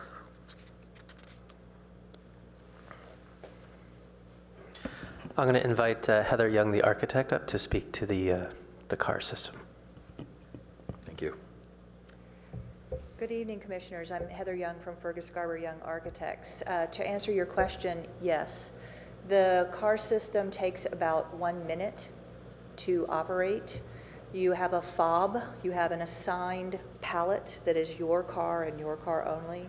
When you come into the garage, you tap the fob. It shuffles the machine to get your car or pallet in the right location. The gate opens, you drive in, you get out, you tap the fob again, and the gate closes. And it's similar for the reverse. And so it says, I think, 7 machines based on the one option. So that means 7 cars could pull in virtually simultaneously or simultaneously? Correct. 7 different machines could be in operation at the same time. Okay. And I didn't really, either I couldn't figure it out or didn't look carefully enough about the access. So these cars could pull in from the street and then make a turn, or however they do it, into these 7 machines, and then they're all working simultaneously. There's no bottleneck, I guess would be my question. Is there a bottleneck that would preclude those cars? As in any parking layout, there are times when 2 cars are backing up at the same time and one has to wait for the other one. And it's not unimaginable that there may be a situation where someone has to pause for a few seconds to wait for another visitor to the garage to move forward. Okay. And I guess my concern would be, and based on what it sounds like the condo complex next door has concerns that there will be blockage out into Grant. And so so do you believe there would be would there be instances where that peak demand would cars back up into Grant? I don't anticipate that. There are 3 machines on the ground floor and 4 machines on the lower floor. So it's fairly evenly distributed throughout the building. Okay. And then my other question is, in the staff report, I was a little confused. So on page,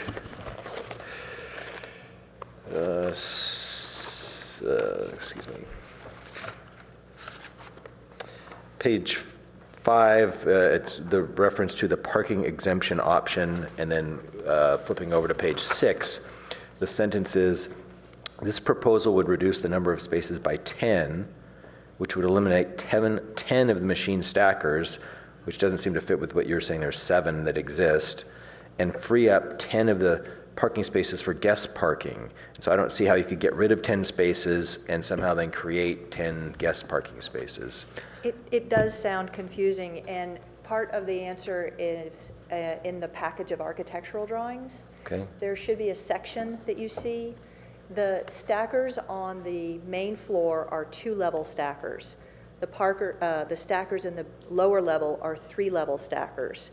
So if you had a machine or 3 machines on the second floor that were 2 cars high, and they totaled 20 cars, when you eliminated the upper stack level, you now have 10 surface spaces. Because the machines go away. Because the machines on the ground floor go away. So in the parking reduction TDM option, you would have 4 machines on the lower floor, and the ground level would all be surface spaces that are either guest or people in the office or accessible spaces. Oh, okay. So the total drops by 10. Correct. But then of that lesser number, 10 there were no guest spaces before because they all had to be coded to the car. Now 10 are available for guests or other employees. people in the office. Okay. Got yes, the project is parking compliant as proposed with the 92 spaces. There are 4 accessible spaces, and the other 88 are in the machines. Okay, and maybe for staff, so because our code doesn't specify any need for guest spaces, it only specifies spaces. That's correct. Okay, and so I guess then okay, so I understand. Based on what our code is now, my comment would be, it sounds like we kind of need to look at, as parking spaces become more complex and sophisticated, looking at, should there be a certain number required for guests as well? Okay, thank you. Those are my questions. Appreciate your answers. We have 2 speaker cards from members of the public, and let's open the public hearing, and Vice Chair Keller will announce your order. So the first public speaker is Terry Halzemer, and I hope I'm pronouncing your name correctly, and to be followed by Jared Jacobs. And you'll each have 3 minutes. Thank you, Commissioners. It is my pleasure to be here tonight, and not only representing myself, but many of our homeowners who live at Palo Alto Central. For those of you who are unfamiliar with this area, most of you are, I'm sure, but there are over 300 residents, people living at Palo Alto Central. And many of them have come to me. I'm one of the board officers, and have voiced their concerns about this project. I first want to point out that I was extremely disappointed in how the community outreach of this program has, or project, I should say, has begun, I guess. There's been a single community meeting, just one. Not much notice, just a few weeks. I think there was a week's notice or something like that. And I sent a letter after that meeting to the ARB, which I never received a reply to at all. I never received a reply from the city staff. I never received a reply from the ARB, even after I attended the June 4th meeting. And I'd be glad to share that letter with you if you'd like copies of it. I don't know whether you got my email today or not, but I did send it today. I'm very concerned also about another aspect, the draft EIR. The reason this concerns me is that we were on the list to get information before at the first community meeting. However, we didn't even know the draft EIR had been released. On, I guess it was September the 5th it was released, and we weren't even notified of that until it was early past I think it was about mid-October. And the reason we found out about that, at least some of us did, was the fact that there had been an announcement of a ARB meeting, and we found out at that time that the draft ERA had already been released. So I guess at this point, it's hard to say that we're satisfied, because we have these issues and they're left unresolved, and no one seems to be listening. And as all of you are well aware, you know, are we going to have a community that's listening to residents, or are we going to have a community that's focused on architects and developers? And I'm concerned that it's going in the opposite direction from where it should go. And I've been a resident of Palo Alto for more than 20 years. And I hope that somebody, at least at this level, will be listening. Thank you. Would you like the letters? Yeah, you can distribute them to staff. But we got a letter from Jamie Beckett, but Yes. we didn't get a letter from you. I have a question for you. Sure. And that is, I understand that separating this parcel from Palo Alto Central is this small parking lot with some warehouse space? That's correct. And what I'm wondering is, with the canopy on top of the third floor, right, whether people from the roof will be able to look into the building and what they'll see in Palo Alto Central.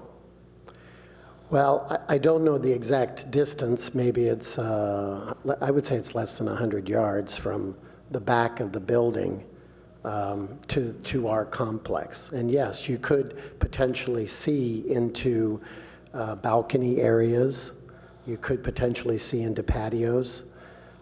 This is part of our concerns, and I wish I had more time to explain all of our concerns. We're concerned about the exception that's being made here. We're concerned about the additional traffic. We're concerned about the all-night. I've been told that these machines that put these cars in and out will be operating 24 hours a day. What kind of noise do they make? You know, are they safe in an earthquake? All of these things that have never been really talked about, never been really talked to us about as residents. And I'm not blaming this commission, because of course you're not the ARB, but we're frustrated by the fact, like for example, I work as a school teacher every day. I can't attend the ARB's meetings during the day. That's very frustrating for people who want to speak and want to put in their words. Having meetings during morning at 8:30 in the morning, that's just not acceptable. It's not the Palo Alto way. And I think you guys are different. I believe that.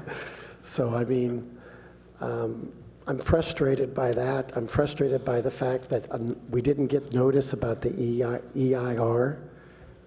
Why didn't that happen? I mean, I'm trying to understand that. I mean, they had our names, they had our emails. We should have been notified. We weren't notified. Thank you. Okay. Our next speaker. Wait. So, just in response to that, as a follow-up, maybe staff would like to address, to the extent that the commission's purview this evening is focused on the EIR, and there may be some other concerns from the public. What should the public know about how to express their questions or concerns, and to whom should they speak or contact? Thank you, Chair Michael. I'm Hillary Gittleman, the Planning Director. I think the speaker, was eloquent in articulating his concerns, and that those are concerns that we can respond to in the final EIR. The objective of this process really is to produce a draft EIR, to do the best we can at articulating what we think the potential impacts will be. We're not going to get it all right. We're not going to be as comprehensive as some commenters might like, but the process provides for this opportunity for comment, and we'll prepare written responses in the final EIR. We can respond to the question about noticing in that context, and more particularly these comments about noise, parking access, traffic, the environmental issues that the commenter believes are relevant to the project. Could I make one more quick little comment, and that is there any way to extend the time of the draft EIR? I mean, because our homeowners, like I said, they didn't even know it had come out until about 10 days ago or 2 weeks ago, right before the ARB meeting. So I don't know if that's possible. Well, the comment period currently extends to November 19th, so there's still quite a bit of time left for comments to be received. And so I don't know that we've already extended the period to accommodate several public meetings, ARB, PTC, and HRB. In addition, we're open to receiving written comments, email comments during that time frame. So I think that's a generous comment period, and we'd invite anybody, to send in comments by that date, November 19th. Thank you. Commissioner Alcheck? Excuse me, before you leave, is there a reason why submitting comments by the 19th is not long enough? Are you concerned that by... Well, obviously a lot of our homeowners are traveling. In fact, there's a neighbor, I don't know, I know there's one person, his name is Peter Brewer. He's been out of the country and traveling in Europe, and I don't think that he'll be back. Well, he might be back by November 15th or 19th? 19th. You said 19th, okay.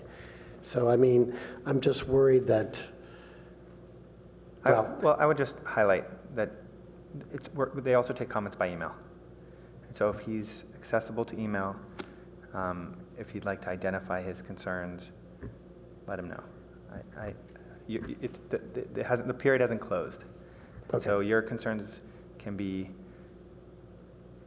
communicated, and I encourage you to do that so that the EIR can respond to them. Okay. The system's here for you. Can I give these letters to the staff? Absolutely. Okay. Commissioner Alcheck, I'd like to let you know that Mr. Brewer did provide written comments for the prior ARB hearing on this item. Thank you. The final speaker is Jared Jacobs.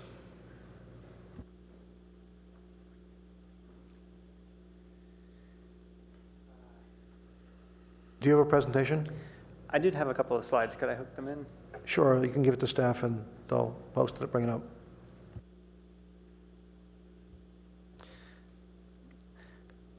Good evening, Chair and Commissioners. So my name is Jared Jacobs. I live in an adjacent home to this proposed project at 123 Sherman. It's just to the northwest of the project, I believe.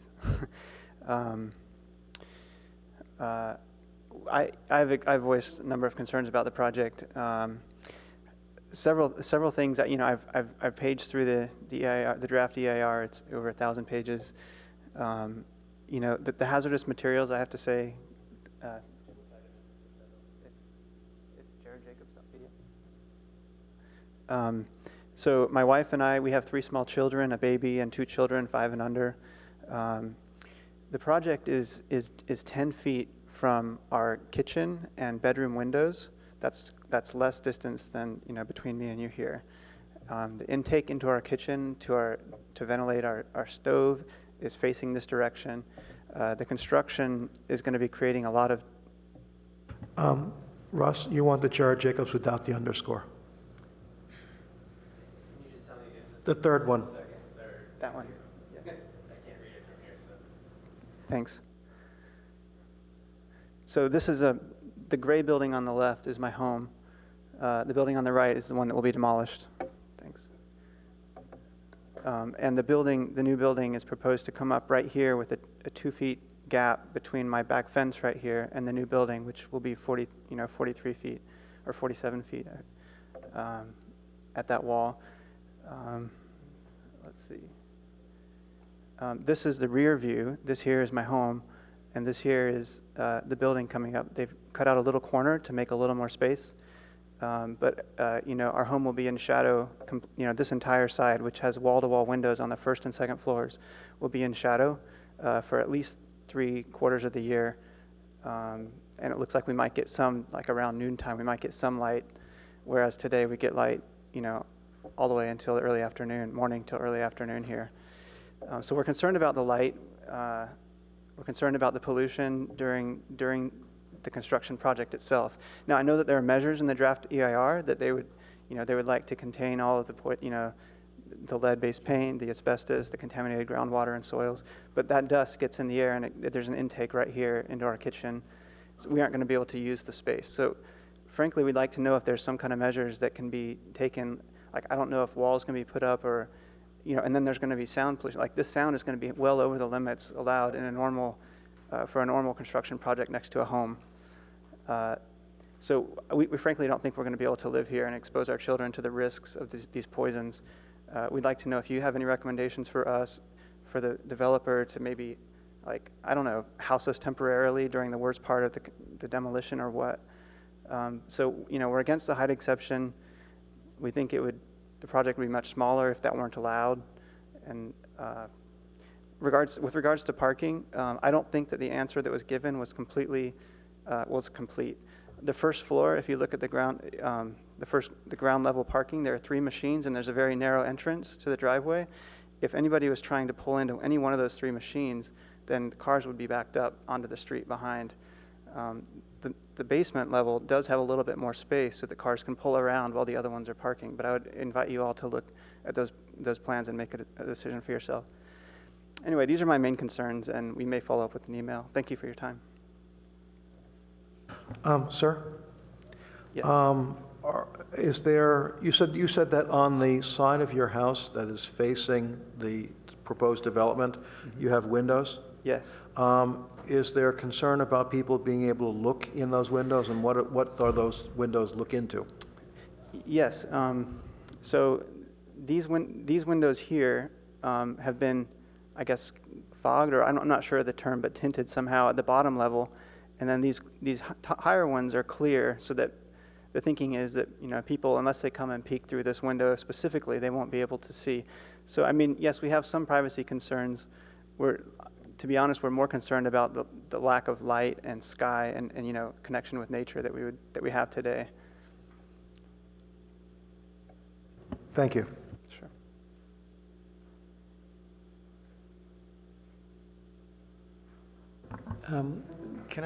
Maybe just a question for staff. In the materials we have, it talks about the zoning for the site. It appears that there's a single-family home adjacent to the proposed site. What's the zoning of the adjacent parcels? The adjacent parcels also have the same zoning. It's kind of odd anomaly to have a single-family residence in a commercial area, but under the prior code, you could build residential under the commercial zoning without doing it through a mixed use. So it is kind of a unique scenario. The applicant has tried to be sensitive to that proximity, as noted in this image, with cutting back and doing implementing the privacy at the lower levels, as well as providing a landscape planter element so that they're looking at some landscaping rather than a blank wall. Well, just to follow up, and then I know that when we have discussions of the different issues along El Camino, we have a lot of concern with respect to the neighborhoods immediately behind the commercial sites on El Camino, but right on R1. And the question is whether you have sort of, I guess, the phasing of the different height of the different adjacent buildings, and also issues of side setbacks and rear setbacks and light planes. And I'm surprised to hear from this person that the setback issue and the light plane issue seem not to have been resolved entirely to their satisfaction. The situation in El Camino is quite different, where you have abutting zoning designations, and in those instances, the code does make very special provisions to alter the commercial development relative to those other zones. But when you have a residential development that chose to develop in the middle of a commercial zone, the code doesn't provide those same provisions of greater setbacks and things. So that there's no code issue here with the proposed project. Okay, let's just turn it back to the commission for whomever would like to go next.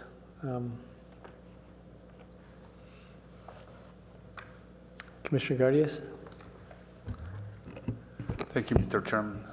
Question to the architect. I was looking into the plans. I think that, sir, your residence is 123 Sherman, right? So, because there is a cross section that explains this, right? There are some architectural descriptions, but their heights are not noted. And I would like to understand from the architect: is there a potential view from the third floor deck into this gentleman's windows? Thank you, Heather Young again.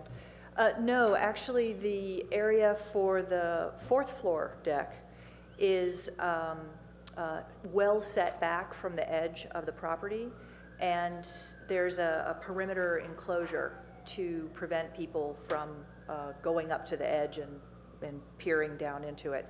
And as Mr. Jacobs noted already, the two windows that you see that do face his property are set higher than normal, and the lower one has a semi-transparent glass to let light in but to prevent views out, and then the upper light is clear so that people can see the sky. Okay, thank you. Was there a study done and shared with Mr. Jacob about, the sunlight that would be taken away due to the new facade that would be built right behind his face? I believe in your package is a sun study that shows the sun patterns for 3 different times of year, because the spring and the fall are the same. And then it outlines in contrast what the existing path of the sun is. And there are some times, particularly in the early morning, yes, where there's obviously no light coming there because the sun is too low. And a lot of the time, it's similar to what would have happened with the fence that's already there. I think you can see the existing fence for their property in the diagram, the image up there. But yes, there are some times where there is less sunlight coming into the property. Yeah, please, Chairman.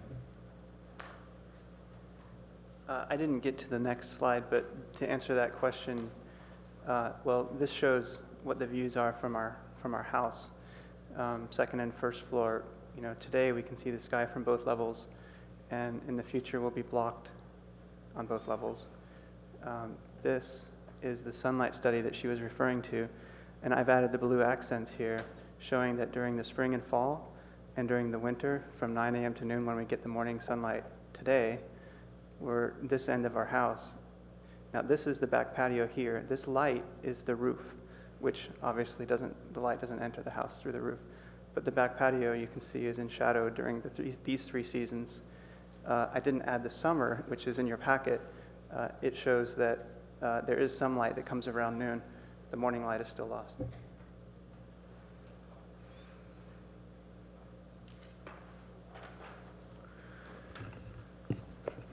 Just want to continue, and I have a different topic about this, right? So first, I'd like to understand. We may come back to your residence. I'm just not giving up on this totally, right? But I just want to talk to the planner and the architect about some other issue, right? So in the package of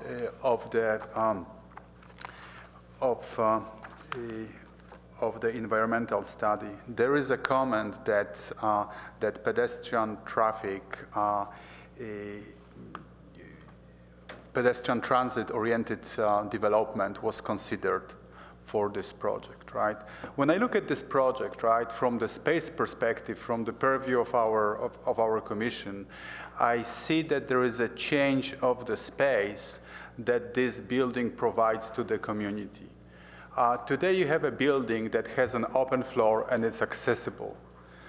There will be a change in this way that existing great floor building will be replaced with the new one that's totally inaccessible to the public because it's going to be taken mainly by the parking and garage.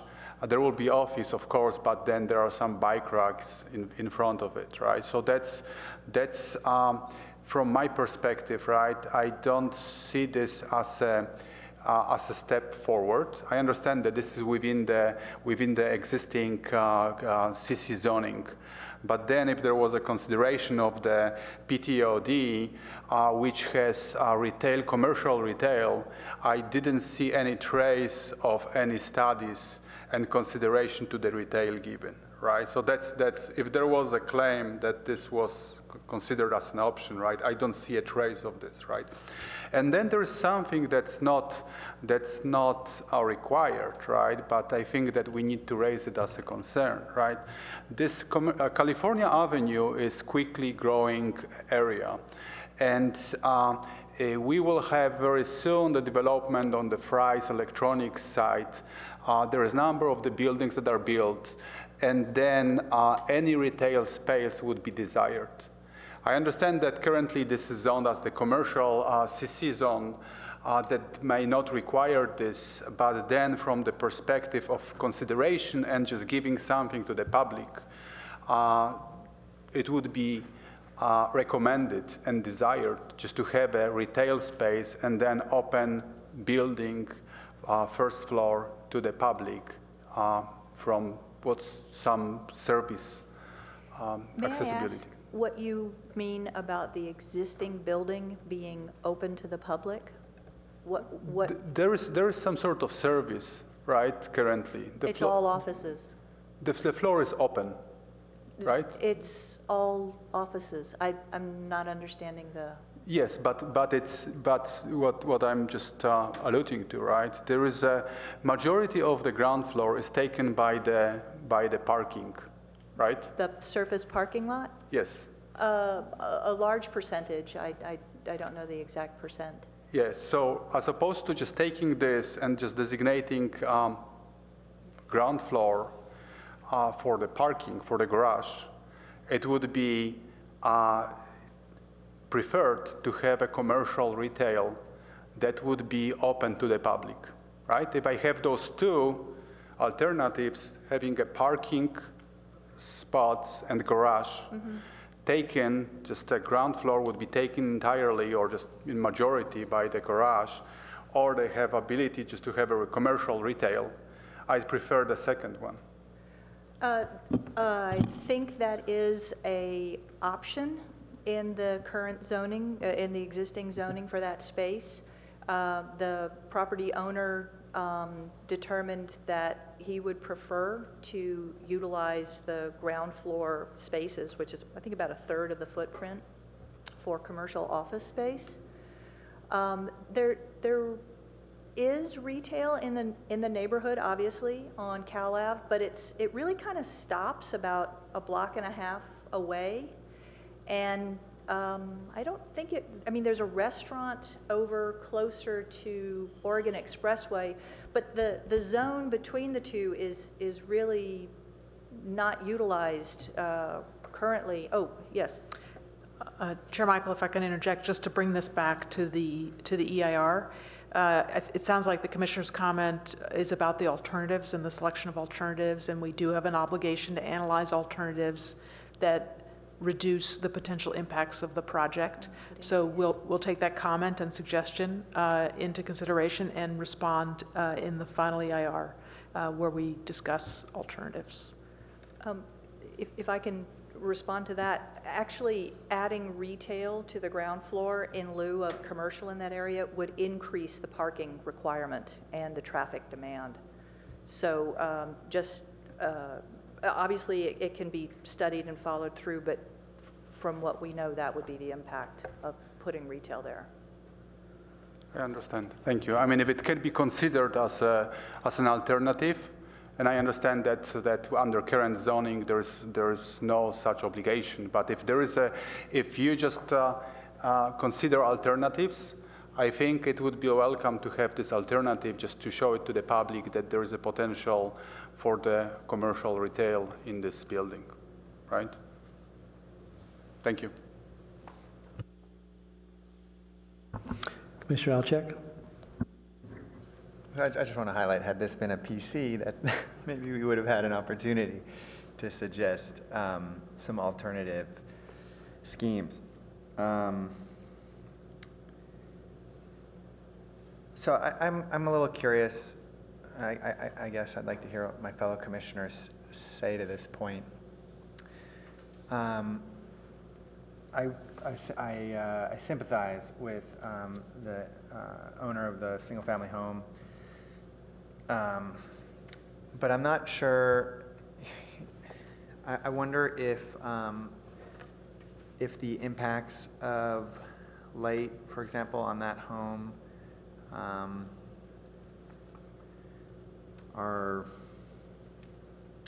should be a component of the EIR's evaluation because of the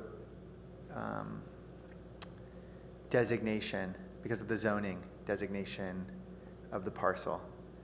I'm just curious. I'm curious to know if I understand we're talking about potential contamination. I understand we're talking about traffic, and there are other impacts, including rising above the quote-unquote height limit.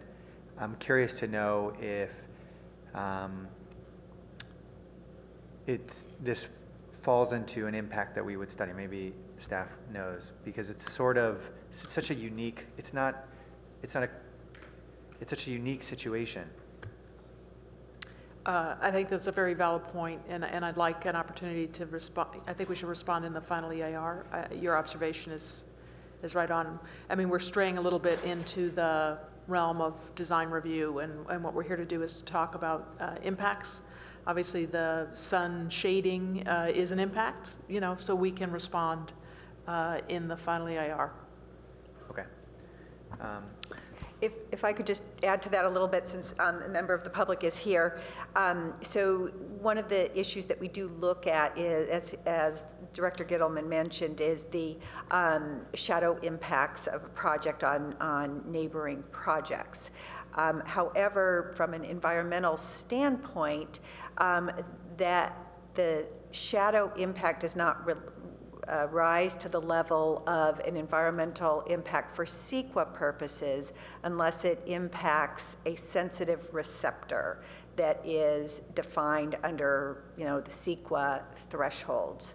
And so those types of receptors are things like parks and public spaces and that type of thing.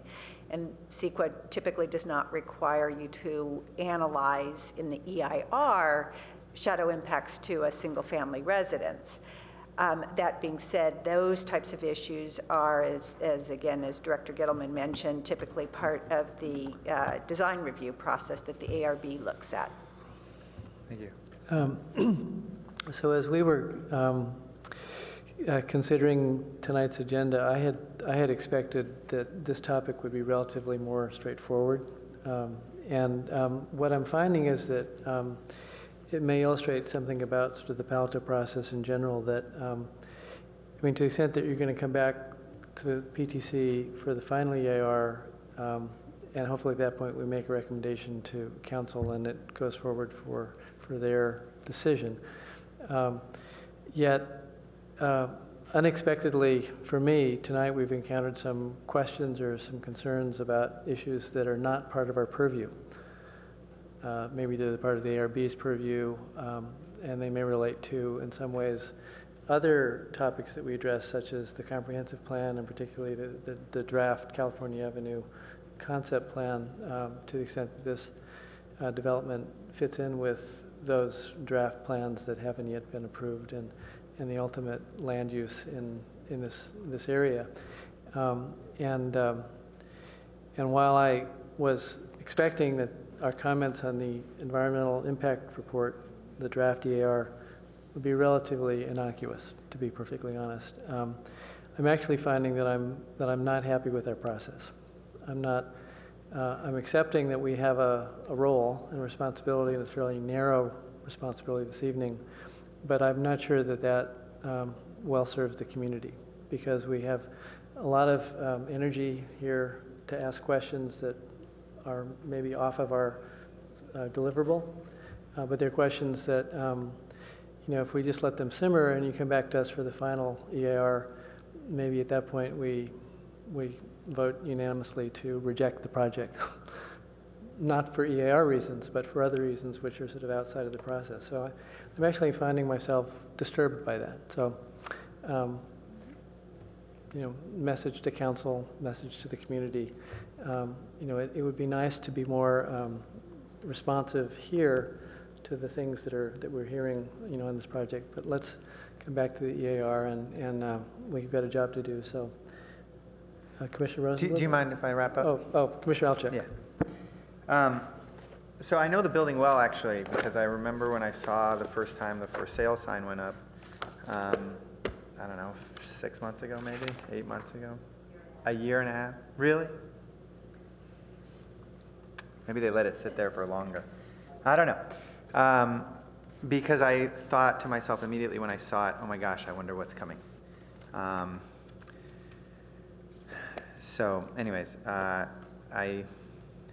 to follow up your comment with this, but I am a little bit excited by the project, simply because every time I see investment on California Avenue, it excites me. And so I think there are some serious components to this EIR that have been raised, and I look forward to sort of hearing the responses. I think the issues raised by the condominium owners about traffic should be addressed. We should know exactly what this, what seemingly code-compliant development will bring, how that will affect the neighboring community. I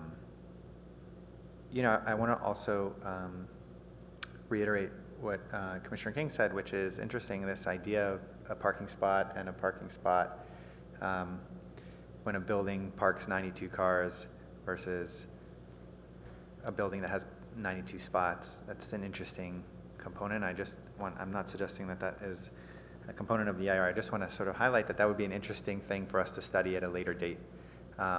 Whether or not when systems like this are used, there should be a little percentage increase of the requirement so as to acknowledge the fact that these systems are not quite the same as actual 92 spots. But that's for a different time that maybe we can look into. Maybe staff can bring those. Okay, that's it. I really do. I look forward to studying very thoroughly the EIR responses to these impacts, suggested impacts. Commissioner Rosenblum? Yeah, thank you. First, thanks to the two questioners. In terms of the gentleman with the house impacted, I think the impact is profound. So if we're saying that light planes are only considered when, and I forget what the term of art was, around parks and other public facilities, I think the degradation of the property seems substantial to me. You have a building going up right outside of his window, and I think there's just no two ways about that. So I think it has to be considered, and mitigation measures have to be really thoughtfully considered. He was, I think, fairly expansive in thinking about ways of, for example, temporary housing, other mitigating measures, and I think they certainly should be, the builders of this project should be equally expansive in thinking through how to mitigate. In terms of the comment period, I think that having a period for public comment through November 19th and all of the various public hearings seems quite good. There's plenty of time for people, whether or not they're home or abroad, to be able to comment, but the particular comment is there is a clear impact on individual living in the shadow of this project. The second is I am interested in the idea, this is one of those ideally suited areas for our last topic, TDM. So the idea that there be some reduction perhaps in parking requirement. This is one of those areas I don't understand in terms of is parking. I always use the rule of thumb of $60,000 per space. And so reduction of 10 spaces, $600,000. Go pass for the workers of that facility seems to cost about $18,000 per annum. So it's 33 years worth of go passes considering current rates. Seems like if it's a $60,000 per spot, then getting off pretty light. If it's the cost of machinery, which is less because we're talking about a different form of parking space, I have no idea. But can you tell me what is the cost savings to the project from elimination of that parking requirement?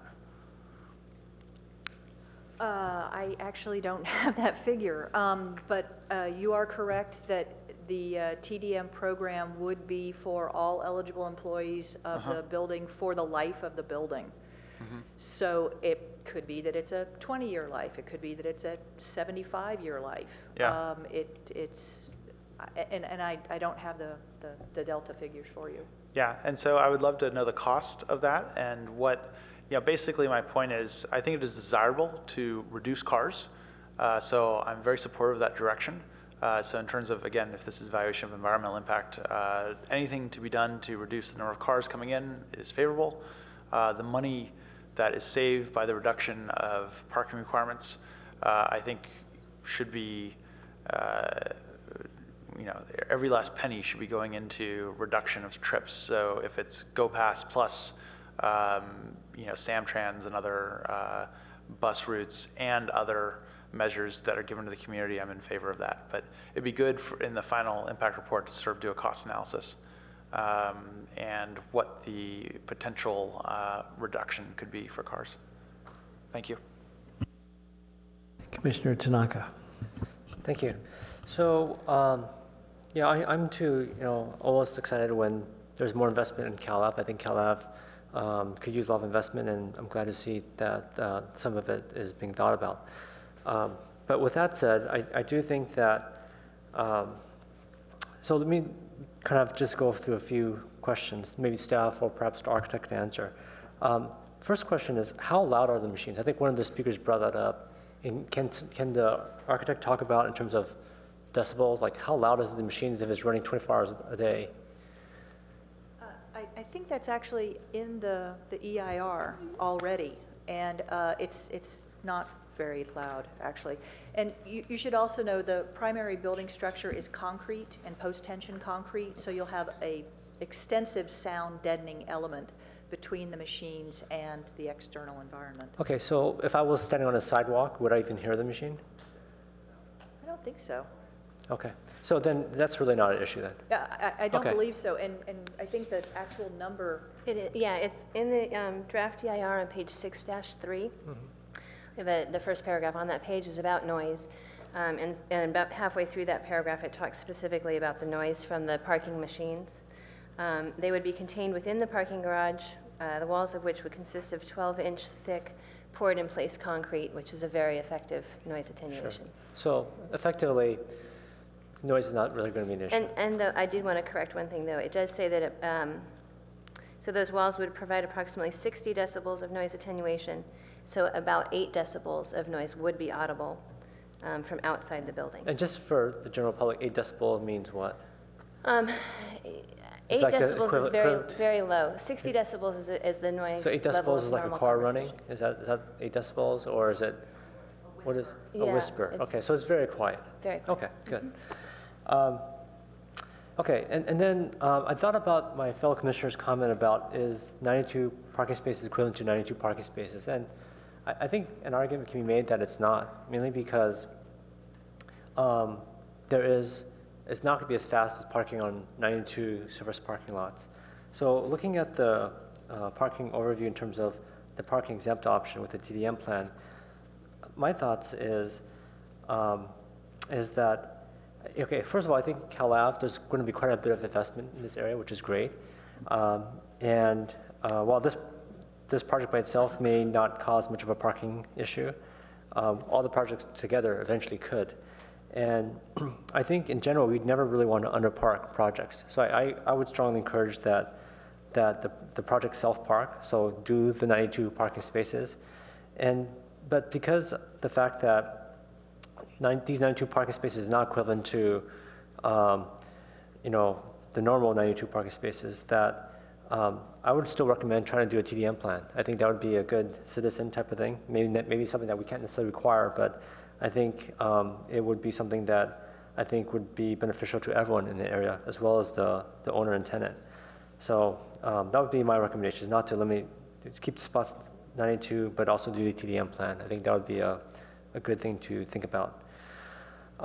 Okay, so that's about the project. I think the third large issue is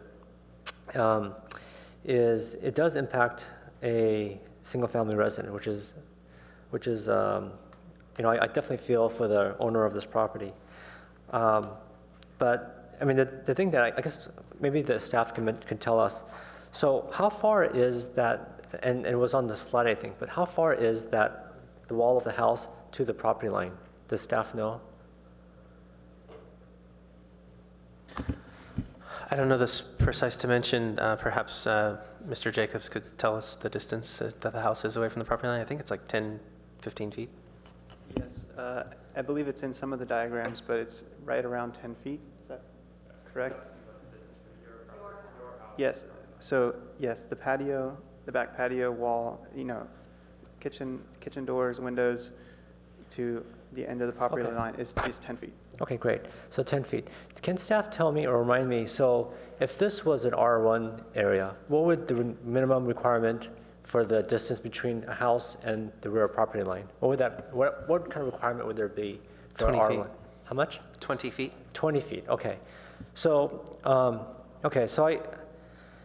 if it was 20 feet, would there still be this problem of lighting?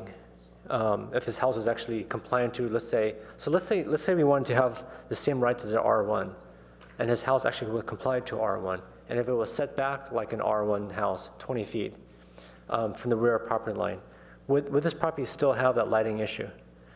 Maybe staff can answer that.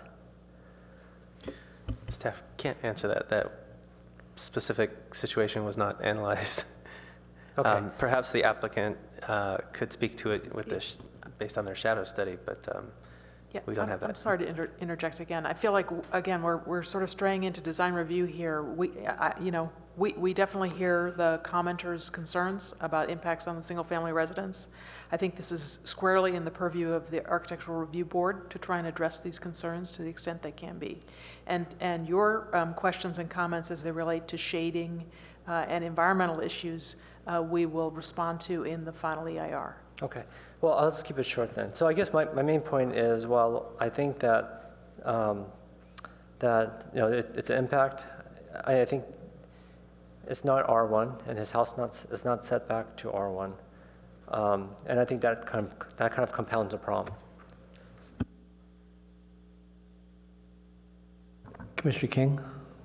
Sorry for taking a quick round too, but I just wanted to then, now having reviewed the diagram of the parking situation, I want to then follow up with explicit, here's what I would ask for in the final EIR, is because I do see, if you look on, and if you come back, it'd be helpful if you paginate your slides so that we can all reference, but if you look at the project overview, the entry is 20 feet across, and then it gets a little bit wider, but certainly it's, typical car I think is 15 to 20 feet long. So I do have concerns that given that there are, and now I see how it works, so there are basically 9 stalls on one side, which are fixed, associated with 9 specific cars, 9 stalls on the other side, associated with 9 specific cars, and that machine is only handling 1 car at a time. So I would have concerns and would ask if there is some way to do some analysis of the operating time of the machine. What are the likelihood of, when you're at peak hour demand, that there will be backups into the street, because it seems reasonable that that could happen. And again, the discussion around Grant Avenue being a primary exit or egress for the Palo Alto Central complex, and then maybe even discuss, well, what are our traffic codes say? What if people do back up out there? Are they can there be some enforcement? What would be the ultimate outcome if we build this building, it's fixed, we're not changing it, and bad things happen? And then hopefully not getting back off track, but just regarding Commissioner Rosenblum's comment about the parking, and if we did the option with the 10 less spots, it seems like, and maybe Ms. Young, you could comment, if you do that, are you adding more building space in there, or you're strictly getting rid of the machine that services those 9, for instance, those 9 stalls? There's no proposed change in the square footage from the base option to the TDM alternate. So regarding the cost analysis that Commissioner Rosenblum was speaking of, it sounds to me like really what you're doing is losing the cost of one of those machines. Yes, but then you're paying for all of the associated TDM Yeah, passes. right, but Commissioner Rosenblum was using a 60,000 per square foot space, but there's no discussion of in lieu of paying that 60,000, or what do we use for in lieu fees. It's really about, for the developer, the project, it saves the cost of the machine. That's their benefit, and their expense is paying the go-pass fees, I believe. Is that? That's reasonable, because you're still doing the same slab, you're still doing the same ceiling and lighting and environment. The only difference is the machine is gone, and instead of 2 cars, there's 1. Got it. Thank you. Vice Chair Keller? Thank you. So it's not clear to me that the cost of parking will be as much as $60,000 per space, but under the hypothetical scenario that it is $60,000 per space and the total saved cost is $60,000, at the usual rate of return of 5% historically, that provides $30,000 in perpetuity as long as the building continues to operate. So there's no need to worry about the money running out. That money will be there to pay for $30,000 a year of TDM measures. So that's a standard metric. The second thing is that with respect to parking, is I'm not sure that this facility provides parking for guests. If you have all the spaces allocated in this system, how a guest comes in, because after all, a guest is going to have to park and then get a key fob, and you can't get the key fob until you park, and you can't park until you get the key fob. So therefore, guests will all park in public parking, which is not self-parking, and that's a problem. So if you do the TDM approach, you have parking on the entrance level that could be used for guests, and to me that's a problem. And I think it's The other thing is, it's not clear to me how you'll satisfy the requirements of the electric vehicle infrastructure ordinance with respect to this, because there's a requirement that 25% of the spaces provide electric vehicles, and then 5% of the spaces actually have EVSE installed. If you can explain that, I'd appreciate it. Sure, no problem.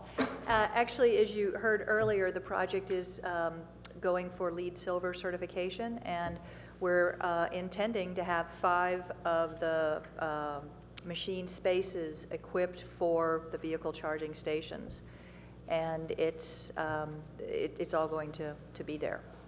Can I go back for just one second? The reason that the TDM option came in was actually in response to some of the neighbors' concerns about guest parking, and we wanted to find a way to reflect. Sorry, I should also back up. The other reason is that the ARB in the scoping hearing, Russ, you'll jump in, they actually said you're a quarter of a mile or less from Caltrain, a major stop. The El Camino and Oregon are major bus and vehicle thoroughfares, mass transit thoroughfares. Why isn't the project requesting a traffic reduction, a parking reduction? And because of those 2 factors, we worked with the city and the traffic department to come up with that option to support Caltrain and bus ridership. And also the project is on the bike boulevard, and we're very much in support of bike usage in the city. I think you noticed that there was a big point made of removing the curb cut on Park to eliminate cross traffic against the bike lane and having all of the traffic on Grant to support the bike boulevard. So I think we're trying very hard to be pedestrian and neighbor friendly with the opportunity for the on-site guest parking, which, as you all know, is not a requirement. We're happy to go either way, but we think they're both options. They work in different ways. So to continue, with respect to the electric vehicle parking, there's a requirement of 5% for EVSEs installed, and I'm not sure how I'd actually plug my car in if I stick it into this machine. It's actually an integrated option with the Klaus Trendvario 4200 parking system. It's a very simple addition to the system. The system is an electric hydraulic machine, and it's completely compatible to add the charging stations. Great, and also the requirement is that additional 20% be pre-plumbed for parking. That's correct. Okay, great. So the other thing is to what extent is this parking system a problem if there's a loss of power? The fiber internet center located near here has as basically described that this area of Palo Alto is prone to lose power, and so do you have backup power, or how do people get their cars out? That is an electric system, and there's currently not a backup generator planned for the project. We have talked about that internally. It has not risen as an issue. Thank you for bringing that to our attention. And with respect to, I understand there's a dedicated pallet per car? That's correct. So therefore, I might have to wait for my pallet to appear. And that's part of that 1-minute cycle that I mentioned before. What happens is when you are assigned a spot in the building, the manufacturer's representative comes out. He measures your car, he sets the wheel stops on the pallet, and trains the users in actually using the system. And having an educated user group will facilitate the speed of use. And also, you know that your spot is in this machine, so you go straight to that machine. You don't stop, should I go in this machine today? Should I go to that machine today? Knowing where you're going and how to use the system greatly enhances the effectiveness of it. Thank you.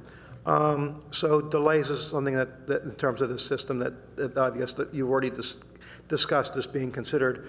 There should also be considered a potential condition of use that that requires that the total number of employees located at this location not exceed the number of dedicated parking spaces, because you can't share them. So if there are 110 employees at different times a day, then then some of them can't park, and that may be a problem. So the TDM may have to address that. So I'm wondering how that issue will be handled. With respect to the issue that Commissioner Tanaka brought up, I understand this is the side of the single-family residence because it abuts. The single-family residence is actually on Park, and therefore it would be the side of the property for which is an 8-foot setback, not the rear, but maybe I misunderstand that. The other thing is noise. I'm wondering whether the EIR is considered rooftop noise, and the impact of parties and such on the roof, and particularly in the evening hours where it may be relatively quiet on the adjacent uses. I'm wondering whether with the relatively flat, I know there are some articulations of the wall, but a relatively large flat wall facing Caltrain, whether there's a sound bounce off of that wall to the adjacent residential at Palo Alto Central. I'm wondering why the cumulative impacts on Table 4, with respect to Table 4-1, does not include the California Avenue project currently being developed where the edge was located, multi-story complex. It also does not consider the potential redevelopment of Fry's property in terms of whatever it might be, and whether that might be more or less. There's a comment that says that the traffic patterns existing are acceptable. That's not the case. Table 3.3-5 on page 3.3-7 shows that El Camino and Oregon currently is E+, which is not considered acceptable. Now, it doesn't get that much worse, but we don't want to say it's currently acceptable. We should say it's not that much worse. And in particular, this points to a flaw with our thresholds. It may make sense to have thresholds for individual projects different from cumulative thresholds. So the idea that on page 3.3-6 that the threshold I is 4 seconds or more for an individual project is quite a high barrier. For a cumulative impact, that may be more reasonable, but for individual impacts, that's ridiculously high. 1 second probably would be more appropriate for an individual impact, and we should consider that issue in the future. In particular, when CEQA is modified, that takes more into account vehicle miles traveled rather than LOS. We will basically, unless we add that back in as a local measure, we will essentially have no measure for dealing with the impacts to traffic in Palo Alto. It will all be, well, do people drive less? Yes, and therefore the idea is, who cares about the impacts in Palo Alto if there's less impact somewhere else, unfortunately. With respect to Table 3.3-6 on page 3.3-10 for existing trips, is that calculation theoretical based on the ITE figures, or is that a measured amount based on the actual use for that building? We'll respond in the final EIR.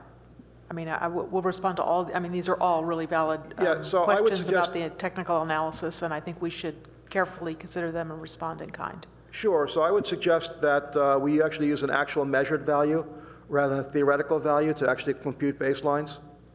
To actually measure the amount of traffic at that location, because the amount of a particular use may vary. So measured is better than theoretical for existing uses. Obviously, for future uses, you can only use theoretical, but for existing uses, it should be measured.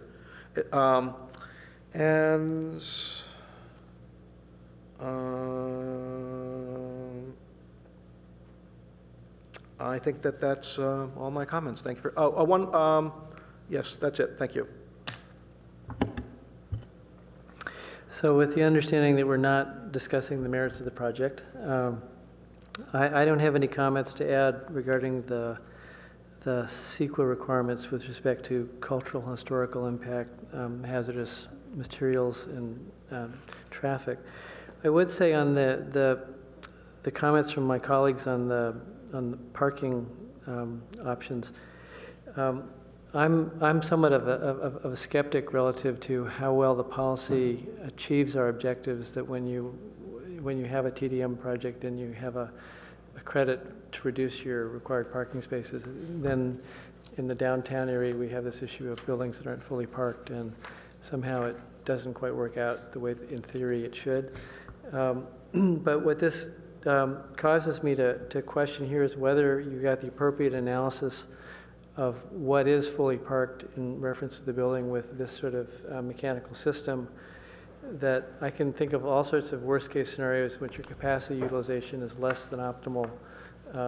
For example, if every car is uniquely fit into the slot, no other car can use the slot because of how it's, you've got the fob and the wheels are adjusted to the stops and so forth. What if your car is in the body shop for 2 weeks and you have to have a different car? Or what if your significant other needs the one vehicle and you're driving the other vehicle, so then you can't use the slot? Or what happens if you have a building which is going to run sort of 2 shifts and somebody comes in the morning and somebody else comes in the afternoon? Or but it seems to me that a parking spot isn't a parking spot. It's not the same as if you had all surface spots that any vehicle could use interchangeably 7 by 24. So it seems to me that although this is incredibly innovative and probably a great solution, I don't think it's, at least to me, I don't understand it, that it's going to work out exactly as the theory says. So I concur with Commissioner Tanaka's suggestion that if you could have a solution that was fully parked and have a TDM program on top of it being fully parked, with or without the machines, then that would be great. And I look forward to hearing what you come back with. With respect to the alternatives of no project or preservation, I don't see any reason to prefer either one of those. I think this project is fine from that perspective. But I would encourage the developer to propose a solution to the adverse impact on the neighbor. I think that what we heard this evening was troubling, and I would love to hear when you come back to us next that it is no longer troubling. So please, Heather? Yeah. We actually have had several discussions with Jared, and starting in actually Halloween a year ago was the first time we talked with him. The project actually has been modified a number of times. The diagram in your packet shows a reduction of height of parapet, height of planter, and pushback of wall that most recently occurred. And as you know from the zoning ordinance, there's zero requirement for setback along the property line. And I do encourage you to look a little closer at that and recognize, yes, we do have empathy for Jared and his family, and he has rights, but so does this property owner. And I think we have to balance those. And I'd like to think that we've done a good job in respecting his rights as well as the rights of the owner. Well, and thank you for that. I'm all in favor of balancing the rights of different parties.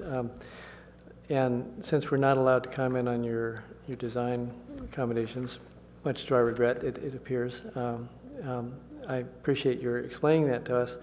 But I think that the issue of the temporary relocation of the family during the period of construction would be interesting to explore.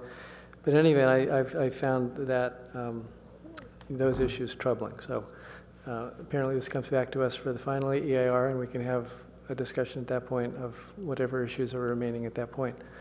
Vice Chair Keller? Yes. In follow-up to the Chair Michael's comment about multiple shifts, it's pretty clear to me that cleaning personnel who come by in the evening is a problem because generally who they are vary, what cars they drive vary.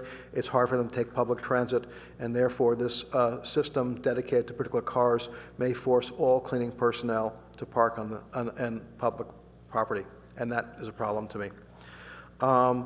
In a broader issue, there's something that I have brought up in many times, and that is that we have a requirement that a certain number of parking spaces be provided.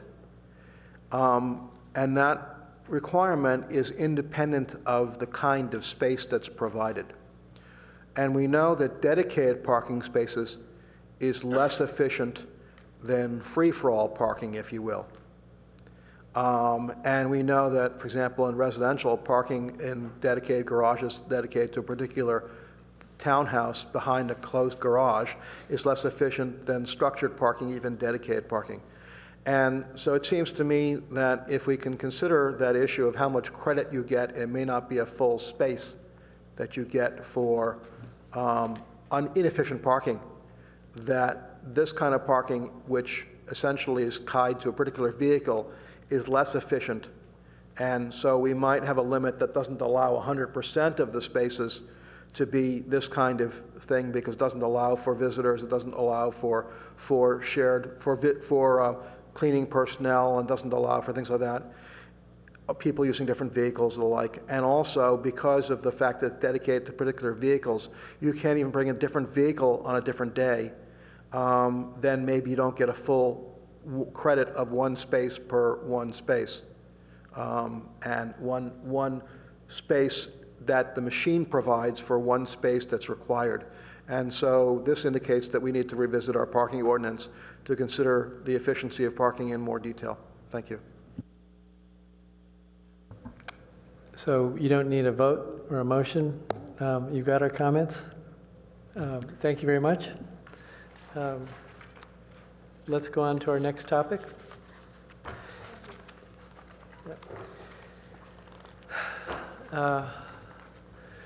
So the next topic is presumably very brief, and that's just a follow-up on the joint session that the Planning Commission had with the City Council. And there were a number of potential ideas that surfaced for how the PTC could be more effective in fulfilling its responsibilities. And what we'd like to do is just maintain focus on that and some momentum from the thinking and the discussion that went into that. And I know that Commissioner Rosenblum has done some follow-up in terms of the possibility of our using some online tools for virtual engagement. And Eric, you want to speak to that? So last time I proposed a very simple methodology for increasing our engagement, and specifically that we should start announcing our agendas, potentially with some color and then attachments through the website nextdoor.com. And then after driving more engagement with the community, begin using a tool that the city has already licensed called Open City Hall that would allow people throughout the city to submit their questions and comments in advance of meetings. And so step one, I think, is incredibly simple. I checked in with Claudia Keith from Director of Communications for the city, and she confirmed that the city has a citywide login allowing broadcasting to every Nextdoor.com member, of which there are now 11,000 in the city of Palo Alto, so penetration is fairly high. That's tripled over the last year. The police department uses this very successfully, along with other departments. So the proposal would be fairly simple, which is starting immediately, agendas with some additional text, such as here are your friendly neighborhood PTC members, address 1, address 2, address 3, comment, any questions, we're always happy to take them. And if you'd like to sign up for more frequent updates, here's the city's mailing list, et cetera, appended to those. So the proposal would be begin doing that immediately. And if you'd like to see a more detailed template, what that would look like, I'm happy to send around the draft that I made. But I think that is kind of a no-brainer. The sub option there is that we send them out to our neighborhoods through the same interface, and this isn't an either or, you could do both, to make it slightly friendlier. That it would come from me or Vice Chair Keller or Chair Michael, where it would say, by the way, friendly neighbors want to remind you that we have a meeting coming up with the following agenda. Feel free to contact me, your neighbor, with any questions. So those are the two flavors of it. I propose starting with number one, which is the city just does it with our names appended with contact information. And then after we believe we have a good amount of engagement, we move to step two, which is use the open town hall, open city hall tool to start soliciting actual substantive input before meeting. Okay. I think that's excellent. We should move ahead with that. I'm not sure exactly who should do what when, but let's keep that ball rolling. One other thing that was illustrated by on Monday with the request for a verbal summary to the council of the commission's discussions on the shuttle program is I believe that we're going to embark on a practice of on a regular basis providing executive summary of important study session topics that we have, but also when we don't have a study session but we have an action item that has a vote, and in the staff report that goes to council, the staff report may be expanded somewhat, but not too much, regarding the motion passed by the commission, the vote, and the key points made in support of the vote, or any key points that are made if people dissent. The notion being that these are really just key points, and that rather than placing an additional burden on staff, I'm presuming that when these votes are taken, notes are being taken of what happened, and it should be simply a matter of capturing those notes more or less contemporaneously or immediately thereafter, so that can be included in the staff report for the benefit of council. And I think this would assist council when they get the verbatim minutes of being able to zero in on the things that are they deem to be most relevant.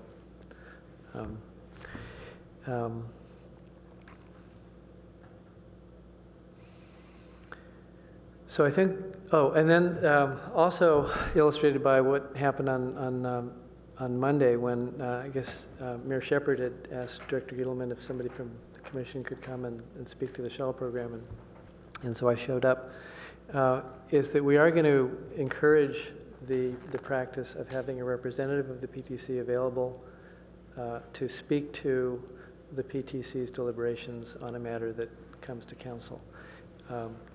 So with that, that would be, to the extent that we have a liaison for a month, or there's a chair or vice chair responsibility, it could be not fixed in stone as to who would have to do that, but the appropriate person, either the liaison or one of the commission leaders, should be available to fulfill that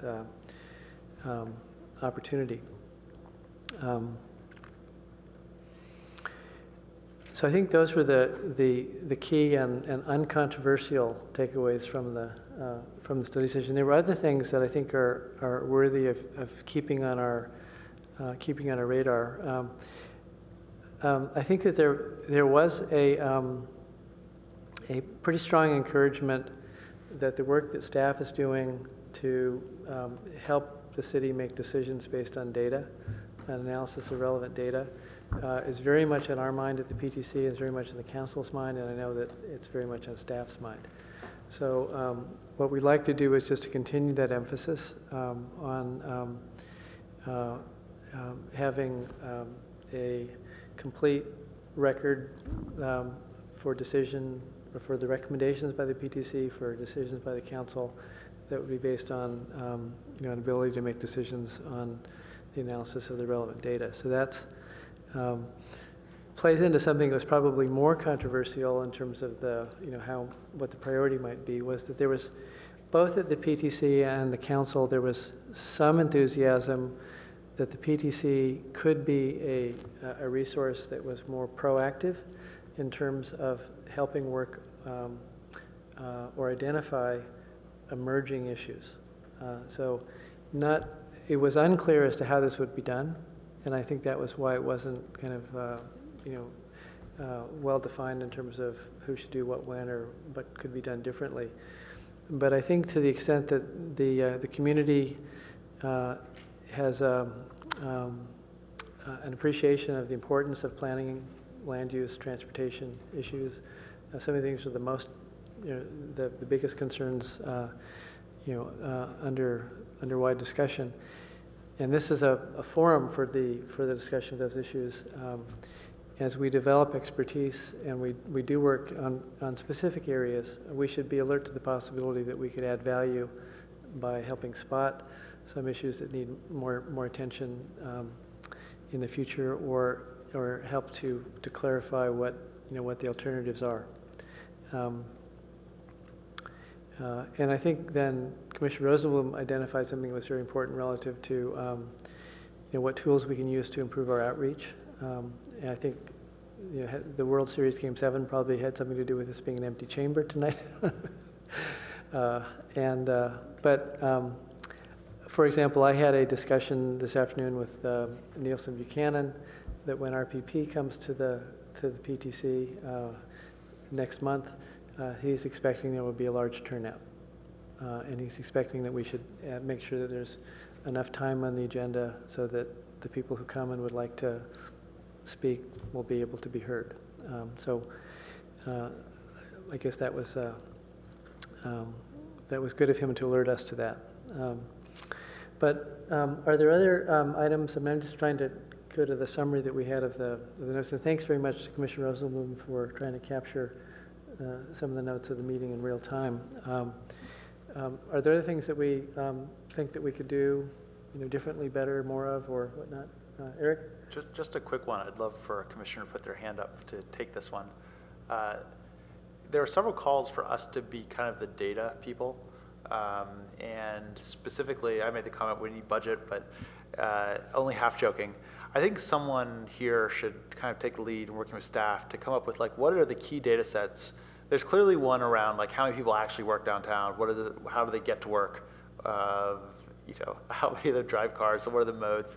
There's some clear data sets that we would use again and again and again. And I think we'd be a great body to represent or help council and staff be kind of stewards of what are the important pieces of data. But anyway, I'd say that was the one big takeaway I had, was that would be really great. Vice Chair Keller. So firstly, I have spent roughly the last 6 months or so studying the data that I can get from the Census Bureau. And I keep on finding more data to look at that is increasingly interesting. And perhaps I could provide a report on that and a summary so people can find it and give people copies of that. With respect to the next door comment, I think it's better for staff to do that than a commissioner member, because staff has access to all the members of next door, but a commissioner will only have access to his or her neighborhood in full, and only outside the neighborhood, those people who elected to receive messages from outside the neighborhood. Some people choose not to. It's a substantial number, though. My neighborhood is 450. The people I can reach is 4,700. No, I understand that, but the issue is that people, when they register for next door, they can elect to receive things only within their neighborhood, or they can elect to receive things outside the neighborhood. Staff has access to all 11,000. So that's interesting. I would not recommend that the staff posting include the list of PTC members that's available from the website. However, I do suggest that we actually don't simply post a pointer to the agenda. I personally am frustrated when I get a message every week, or sometimes several times a week, giving a pointer to the City Council's agenda. And then I've got to download it, I've got to look at it, and I've got to figure out, is there anything I want to look at in terms of staff reports? And it would be much friendlier and should be done on next door to actually say, especially since the commission agendas tend to be fairly short, is to actually, in the body of the message to next door, list brief line or two on each of the agenda items, a link directly to the staff report so you don't have to download the agenda if you don't want to, and a email address for the person on staff to whom you can send comments. And I think that that is very user-friendly. It could also be sent out to PAN. I think staff has access to be sent out to the PAN neighborhood leaders group, who could forward it to the individual neighborhoods. Can I respond to that? And I think that that's a much more friendly way of doing that. You want to let him respond, or can I continue? Yeah, go ahead. Yeah, so we talked about saying through PAN. It's because PAN has the option of forwarding or not forwarding, depending on their views of if they like it or don't like it. And past experience with the city is that it's not a consistent channel, and therefore leads to kind of warping of message. That it's better to not have gatekeepers that are individuals that are allowed to, based on their own judgment, decide whether or not their membership likes it. And I think if we're trying to build this up in a very simple way, start with neighborhood. And I agree with you, start with blasting, so have the broadcast. If we choose as individuals to emphasize to our own neighbors, say, hey, by the way, I'll be there. It would be great to see some of you there. I think that's fine as well. But the simplest thing is to make it a user-friendly note. I agree, link should be there, contact should be there. Broadcast from the city. Giving it to individuals that are gatekeeping their own neighborhoods. I would agree with Claudia Keith that it's not ideal. Well, I think that the issue is it's not either or, it's both and that we want to use all the mechanisms that are appropriate. And since PAN is an established mechanism for sending things out, it's another alternative to Nextdoor. And some people are on neighborhood e-lists who are not on Nextdoor. So it's a combination that I think makes sense. And sending it out to PAN does not preclude sending it out to Nextdoor. You can send the same thing out to both. With respect to proactive, my vision for that, and maybe we can explore this at a later time, is the idea that it should come from below. And what I mean by that is it's a bottom-up process where an individual commissioner thinking about an issue says, I think there's an issue of X. Maybe, too fast growth downtown, or maybe a problem of parking impacts at a particular place, whatever it is. And that commissioner then talks to the chair about creating an ad hoc subcommittee, which includes a couple of commissioners, that sort of studies the issue with minimal input from staff, minimal work by staff, and comes up with a colleague's memo that we can then consider as a commission as a whole. And I think that a process like that will allow us to do work as a group, allow us to explore issues without requiring too much staff time, and allow us to basically take analysis that a subgroup can do, just as it was excellently done by the PC colleagues memo. We could repeat that process, and I think that that's something we can do for a variety of topics, and allows us to have based on the bandwidth of people's interest in doing effort. Thank you. Commissioner Gardias. I just want to use just add to something that Vice Chairman mentioned about the subcommittees, right? Because I think it's a great value, but we may need to somehow coordinate with this with staff and also among ourselves, because each one of us may have some preferred topic, but then that topic may not be as important within the perspective of the entire commission or also our common perspective. And then if there is some emerging issue that someone would study or create a subcommittee, we would need to make sure that it would just be followed with staff work later on, and would be of interest of council later on. So what I'm saying is that if there is some such work, it would not be going for waste it would be creating value and would be timely and really needed in perspective of all of us.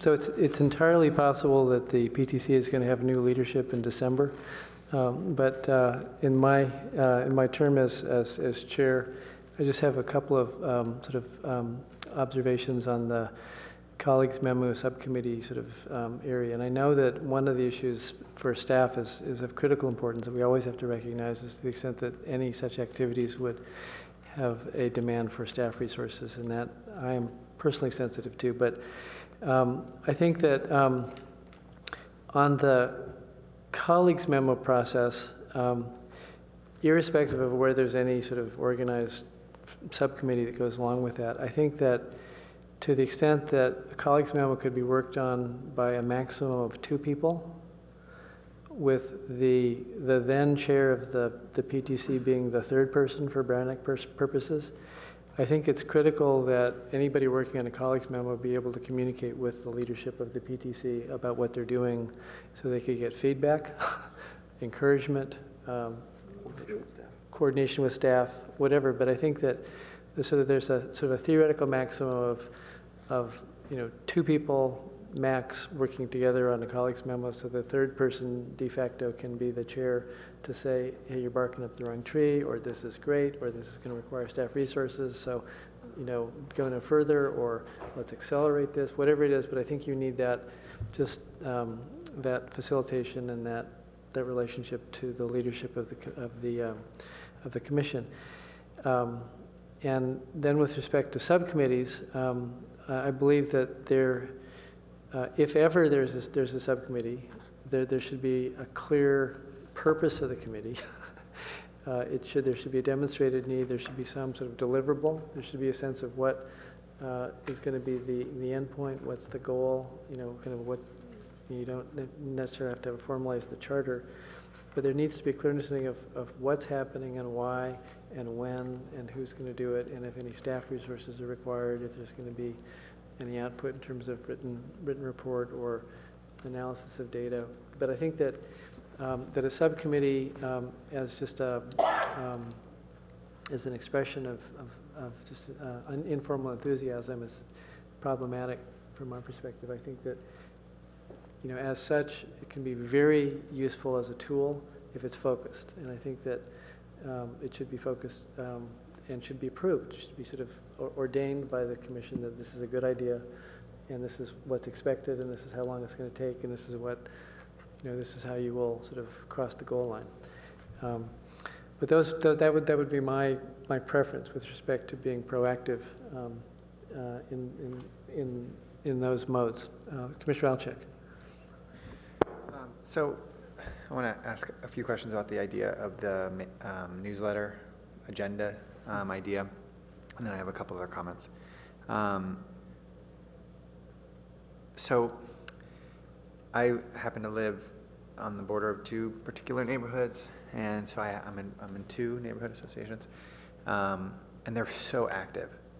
And one in particular, the leadership is very vocal about issues that are relevant to the neighborhood that come before council or PAP&TC.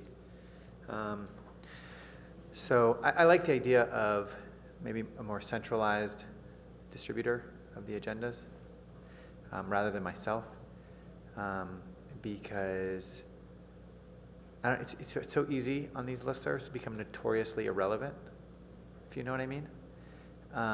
And if our concern is that nobody knows what we're doing and that's why they're not here, then this should address that. If our concern is, if that's not our concern, I worry that we're just potentially suggesting oh, there's that email again from the PTC this week, and nothing is ever relevant to our neighborhood and that, So I think maybe the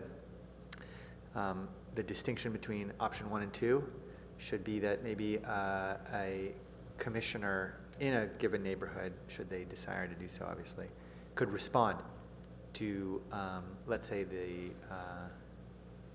more centralized distribution So let's say, I don't really understand how it works, but if the centralized distribution, Robin, whatever, emails the group, and then if there was a particular item that was was relevant to that community or a citywide item that we were discussing, then maybe the commissioner could respond and suggest to their neighbors, hey, you know, this is going to be an interesting topic. As a commissioner, I would love to hear some feedback from my neighbors. I actually would welcome that, as opposed to me sending out every week and sort of highlighting, there's nothing particularly relevant in this one to our neighborhood, but if you're interested in talking about Park Avenue or whatever.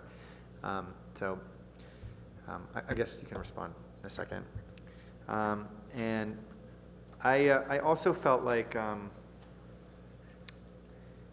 don't know if it was numbers specifically, but I felt like council was suggesting that, you know, there could be more thought leadership from our role. I made a comment during that meeting, and I think they thought that my frustration at the lack of attendance was like really demoralizing, and it's not. And so I feel like I missed an opportunity because I suggested in that meeting, you know, I tried to reiterate, by the way, the reason why we wanted to amp up our relevancy here, the reason why we thought this consent calendar idea concept was good is because nobody comes to our meetings because they think they can just come to yours. I wish I had said in the next sentence that if that's not a good idea, what is? Because all they did was address, oh, I know how frustrating it can be, and we really appreciate your hard work. And I'm not sure anybody, with the exception of Councilmember Niss, really sort of responded to this idea of relevance of our meetings. She suggested that there are other commissions in other cities that have a great deal more authority, and that we haven't been given that authority, and maybe there should be a discussion on whether that sort of transfer of power would be relevant. I'm not necessarily in support of having more, you know, power than just making recommendations, but I just think that I don't think we're going to fix the problem of no attendance in our meetings, but I think we can address the issue of being more thought leadership. And I think in the last few months, I've seen local groups demonstrate a tremendous interest in discussing and hosting and talking about really relevant issues to our neighborhoods. And I've been sort of wavering on whether or not I should just literally be, because I'm getting these emails and I'm thinking, should I just be reposting this to Robin so that all of you can see it? And I haven't, because there's like 11 emails a day, which is astonishing. I mean, I'm getting so many emails a day on walkability, transit. I mean, it's amazing. And I didn't want to overwhelm the group, but I thought about, in this context, like,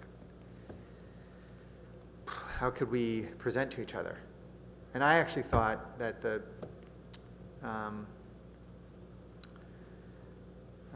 memo, the colleagues' memo, was such a great option. And I wondered if, you know, do we even need more than one person to write a colleagues' memo? Could it just be could it be a colleagues' memo by virtue that one person wrote it to his colleagues? Yeah. You know, and I guess, you know, when we wrote our colleagues' memo, we looked for direction to the leadership, the city council, and a number of them suggested we don't write it, and we pursued it. And I think it was a very, very helpful piece to the discussion, although ultimately it had very little impact. It took a bigger PC debacle to make a difference. But I wish there was an avenue for us to engage each other in topics that are relevant. I just feel like we don't. Sometimes I wonder if we could just have a round table and then drum up interest, you know, and see where it takes us. There's so much intelligence on this committee, and there's a lot of interest, and I'm not suggesting we solve the parking problem downtown, but we could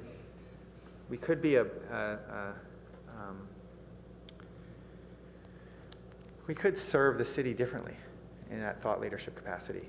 Hosting maybe a speaker. Instead of having a study session, maybe we invite a speaker and we invite the city to participate in hearing from that speaker, and that's our meeting for one night or something, instead of us talking in circles. So that's one of the takeaways I took from the meeting.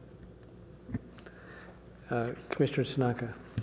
So at this point, I've been through quite a few joint meetings with the City Council. I thought it was actually one of the better ones. We actually were talking about not just topics of the day, but we're actually trying to improve the process. And so I thought that was good. I'm not sure how much we actually accomplished, but I think we were headed in the right direction. So I applaud all the efforts that went into this.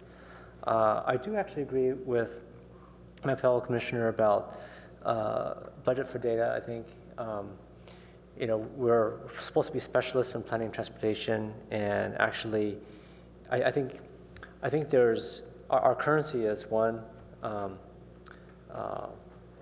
The fact that we could comb through data, we have more time to comb through data. But I think also, and this is the part that we've been talking about a lot about, which is, I think, understanding the community, understanding the constituents and community, I think is also very important. So while maybe it was a half-joking effort to say budget for data, I actually think that's a good idea. I think we should actually do it. I think we should be data-driven. I think that's extremely important. It's easier said than done, though, unfortunately. I'm not sure if there's even a budget for it. So maybe our next CIP budget, we'll have to explore that topic. But I do think that's a very interesting idea and something which we should seriously pursue. Now, to the second part, which I think as important, if not more important, which is I think our other currency is really being able to connect with the community, because as specialists, we should be able to focus on a topic and really dig deep and provide that kind of thought leadership that City Council wants us to provide. And so I think we face two problems here. First problem, of course, is the one that we talked about, and I think Nextdoor or any other tool is probably good. Nextdoor is probably a good channel, is letting people know about the meeting. So, unless I think, unless it's like Nextdoor, most people don't seek out when are our meetings. Unless, there's a few people, but most people don't do that. So I think that will help. I think just improved communication would help. In fact, I don't think it has to be just Nextdoor. It would be every channel we could think of. But Nextdoor is probably as good as any. But I think the second thing, so I do wonder about this, where if, let's say we did have perfect communication, everyone knew about our meetings, would they even attend still? So we had someone in the audience earlier for the last topic who cared deeply about the Park Avenue project, but wasn't able to attend the ARB. Why? Well, because he has to work, right? And so why don't people attend our meeting in person? Well, maybe they have kids to take care of. Maybe you have to help kids with homework. Maybe you have to make dinner. Maybe you have to have work. Maybe you have to live their life. And so I think this is, in my mind, maybe the bigger problem, which is it's hard to participate, right? Unless you're retired, unless you don't have a lot of other commitments, and people that live in Palo Alto live here because they've attained some level of success, and so they're busy, right? This is not the top of the stack for them in many cases. But I think in terms of using all the existing channels to improve the outreach, I think is really important. But I think the other thing is, how can we lower the barrier to participating? Does it have to be physical presence? Is that the only way you can participate? Is there not a way to do live Twitter streaming or something where it's, I see this I attend a lot of conferences. I see this at conferences all the time. We can interact with the audience where it becomes interesting, where these panel discussions are typically the highlight of conferences. But we have a panel conference or panel discussion every the week or so. But I'm not sure how interesting it is, because I think from the audience point of view, they can't interact, right? There's a one way, they talk to us and we can't respond back, and it's like, oh, okay. And you have to physically be here, which makes it even tougher. So I don't know. I think more and better data is good. I think better outreach is good. And I don't know how we solve the third problem, which is how do we, with all the technology that all of us have, how do we reduce that barrier to participating? I think that's something which since I've joined the commission way back when, I've always been a huge fan of, and I know there's Brown Act issues, there's a lot of excuses why we can't do anything, but I'd love for us to try to see if we could make an attempt here, because I think by doing that, I think our value to the council, to the community becomes greater, because, especially some planning and transportation issues, we will be able to get the pulse of the community much better than we can in the current format. Thanks. So I know Vice Chair Keller has some comments to make, but let me just jump in. On the outreach and then some sensitivity about compliance with the Brown Act, just a personal experience, there was one article about the Planning Commission that was on the Palo Alto Online, and I decided to make a post under my name, and what followed was about like 180 outrage posts by the community directed back at me, including one that said "bugger off," and I was on my best behavior, and I was like, really, how did that happen? But I think that when what I learned from that was to send a communication out via social media or what have you, you've launched something that you no longer control. And if you have some issue, and maybe Senior Assistant City Attorney Cara Silver can keep us on the straight and narrow there, where we will sort of go into a Brown Act non-compliant mode inadvertently, out of our control. Once we sort of launch something, then we need to be very careful about the expectations that we set up. So, question.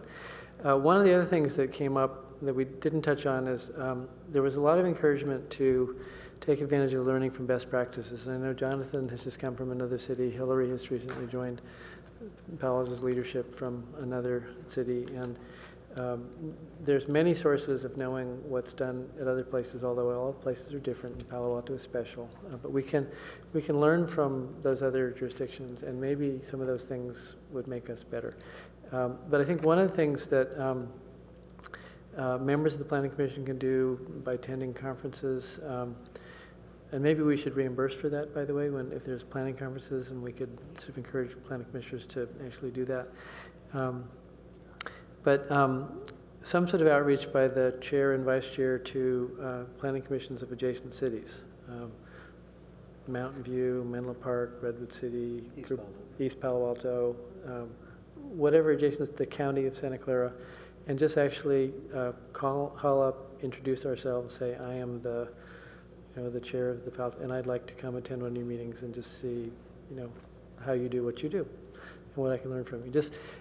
And maybe set up, maybe the staff can help us facilitate, host a meeting with our counterparts from other adjacent cities, so we can actually share best practices informally in a way that often happens in the private sector, just as a matter of course. But I have not seen it extend to our type of function yet. We're going to do joint meetings with the ARB. That's going to be on our agenda at least, I think maybe every 6 months. Put that on our rolling agenda of topics. And then I think that we should not stop thinking about how we can do our job better. It should be a continuous improvement process. And I think certainly to the extent that we're about to elect a new chair and vice chair, that on the agenda of the leaders should be continuing this inquiry of how we can serve the council and the residents and our duties better. Vice Chair Keller. Thank you. Are you suggesting a song, Don't Stop Thinking About Tomorrow? Anyway, firstly, in terms of data, I'm going to suggest something specific. And that is coming up in the next several weeks, I believe it is Decision Insight is hired by the Palo Alto Unified School District to provide a demographer's report to the school district. It usually comes out a week or two into December. It would be great if we could have a study session with the Planning Commission with somebody from Decision Insight, so we could learn ourselves and ask questions about that demographer's report and understand its implication for things like our housing element. I think that's a specific, concrete use of data that I think would go very far and help us a lot. And we could ask questions like, for example, how far out do you study in terms of future projections on housing? Because my understanding is they only study things that are specifically in the pipeline and then they only go out 5 years, and then after that, they don't know what's going to happen in the future, even though our housing element projects housing as far as the eye can see. The next thing is that, in my opinion, the consent calendar on the council is not the most effective way to increase the relevance of the PTC. My opinion is that the most effective way to increase the relevance of the PTC is for council to make better use of the PTC output. So we see with the executive summary of our deliberations as an easier way for council to absorb our output. We see that after a hiatus of many years, having a commissioner, not that many years actually, having a commissioner report to the council at the meeting about our deliberations is a way of increasing the relevance of our output.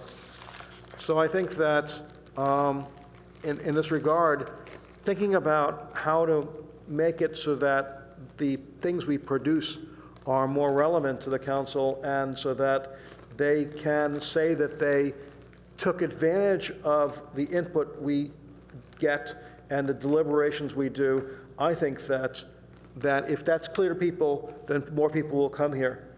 And even if nobody else comes here, we're 7 people that are very smart, that put a lot of hours in, and our own thinking is relevant. And therefore, to the extent that we can make it easier for council to absorb that is important. And that gets to thought leadership. To the extent that we can provide thought leadership on issues and bringing that up into council through this proactive mechanism I mentioned earlier is worthwhile. With respect to colleagues' memo, I would not be in favor of a colleagues' memo from one person for the same reason that a motion typically requires a mover and a seconder. And I think that having 2 people collaborate on a colleagues' memo will make it better than having just one person. So for that reason, I think that I would prefer having 2 people be on there. And finally, several years ago, we had a memo from the city attorney's office with respect to Brown Act and social media. And I have to dig up that memo. I think I have it somewhere. I don't know. Anyway. But it would be nice to update that memo because social media has moved beyond what it was a few years ago. It's moving at a lightning speed, and the Brown Act doesn't, let me put it that way. And so I think that we can use social media very effectively to absorb inputs, to make announcements and absorb input. We should use it as a source of input from the public in a variety of mechanisms so that you don't have to be sitting in this now empty council chamber to give us input. You can provide input in different forms. And in particular, the issue is that people should understand that input presented to us for your 3 minutes at the podium is useful, and certainly we listen to it. Written input in advance, we all read. Input that's given to us at places is hard to absorb. And therefore, to the extent that people will send us input a day before, 2 days before, 3 days before, as far as I know, it's emailed to all of us, we read it, and I got a chance to absorb it. And I think that should be encouraged to people to provide that. And then those things can be captured and given in the staff report as attachments to the staff report to the council, and therefore providing written input actually can have more impact than sometimes providing oral input. People can expound more completely on their thoughts than they might be able to do in 3 minutes. Thank you. We have some minutes to approve. Sorry, one thing. Do we have anything to? Can I go ahead and pull the trigger on this? On the next door? Yeah. Yes. Excuse me, Chair Michael, if I can interject. I'd like to really kind of assert the role of staff in sending out agenda notices. I'd be happy to work with Commissioner Rosenblum to get that underway, but I don't think it should come from a single commissioner. I think it should come from staff. And I'd like to target the meeting in December as our trial balloon, just because Robin's going on vacation and we are, our hair's on fire just trying to get things ready for the next few council meetings and for the November 12th commission meeting. So if, with the commission's permission, I'd like to work with Commissioner Rosenblum and shoot for the meeting of December 12th or whatever that is, 10th or 12th. That sounds good to me. And also working with our communications officer, Claudia. Of course. Yeah, by pull the trigger, by the way, I don't mean I'm going to start sending it. Pull the trigger and like moving ahead with this proposal. Okay. I think it's a bit, and we can, now if we say we're going to move ahead with this, then I'm happy to meet with you after this to begin that process, but just for the record, to say that we're trying to send an agenda through an existing tool that we already have login to, and that the content of that agenda is simply going to be reformatted so that the links can be clickable through the body of the actual message, to say we're going to wait a month for that, I think is not that credible. It's I think 10 minutes worth of work. So let's take, now that we have permission to move ahead and do this, let's talk about it. But for the record, I ain't a lot of work. Anyway, we'll talk about this. I'd be happy to talk about that further. I mean, just so the commission knows, we're currently reviewing staff reports for the meetings of November 12th and November 10th at the council. So, we're living in a world that's 2 weeks ahead of where the real world is. So, I mean, that's why it sounds a little overwhelming. Okay. And also, I heard you say that Robin Elner is going to be on vacation. That's correct. She's gone for 2 And weeks. so since she's been, helps with that, in some sense, it would be a good idea to wait until she comes back, because we don't want to create an ad hoc process. We want to create a process that continues on, and therefore having the regular staff member who would be doing that be involved in the pilot makes more sense than rushing it to get out. And Mr. Chair, if I can just respond to a couple other thoughts. I thought, I think there's wide agreement on this idea of noticing through Nextdoor. We'll see how it works. And then in the future, using Open City Hall to try and get some of that input. And we'll have to structure a trial. I think we've talked about that before, too. The idea of the PTC summaries going to council when there are action items. I think Jonathan and I are in agreement that the staff would prepare the in the staff report that goes to council, there would be the action, the vote, and a summary of the key issues.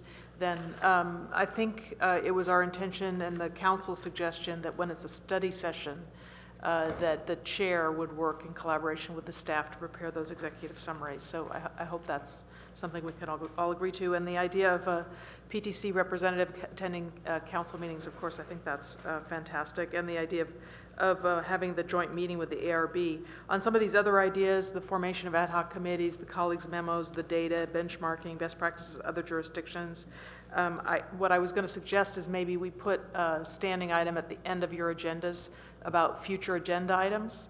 And so if at that point in the meeting, if you want to talk about putting a specific data discussion on for some future agenda, we can look ahead, we can collectively look ahead at the tentative agenda and see what meeting might lend itself to the addition of a subject like that. That's fine. And the same thing with ad hoc committees. If the commission wants to establish an ad hoc committee, my feeling is that they should do that by motion and it should appear on the agenda. So we would, under future agenda items, you'd say, well, we want to talk about the need for potentially an ad hoc committee. Let's, add an action item to the next agenda to form that committee and to delineate its charge, as the chair indicated.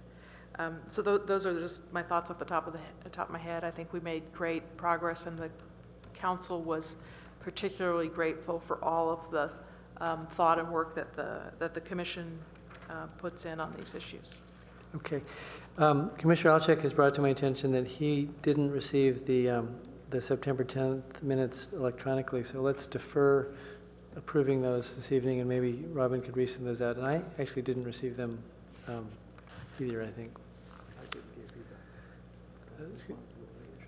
Vice Chair Keller. So I'm not saying you have to do this immediately, but one of the things to consider in terms of disseminating our stuff, obviously, sending the same message to Penn that you send to Nextdoor is easy, and I think you already have mechanisms for that. Understood. Secondly, I think although the discussion on Palo Alto Online is somewhat different, it might be interesting to figure out how we can seed that's SEED, the discussion on Palo Alto Online with our agenda items, and thereby get input that way as well. It's just another venue. And the way you can do that, you can actually start topics on Palo Alto Online, bottom-up topics, as opposed to responding to articles. That's also possible. Thank you. Okay, and before we adjourn, we haven't designated a PTC representative to council for the month of November. Is anybody really hot to be the representative of council? Last month, Carl. Let's see. Didn't we just do it? We did. Well, Vice Chair Keller, would you like, well, let's see. Tell you what, I will do it for November.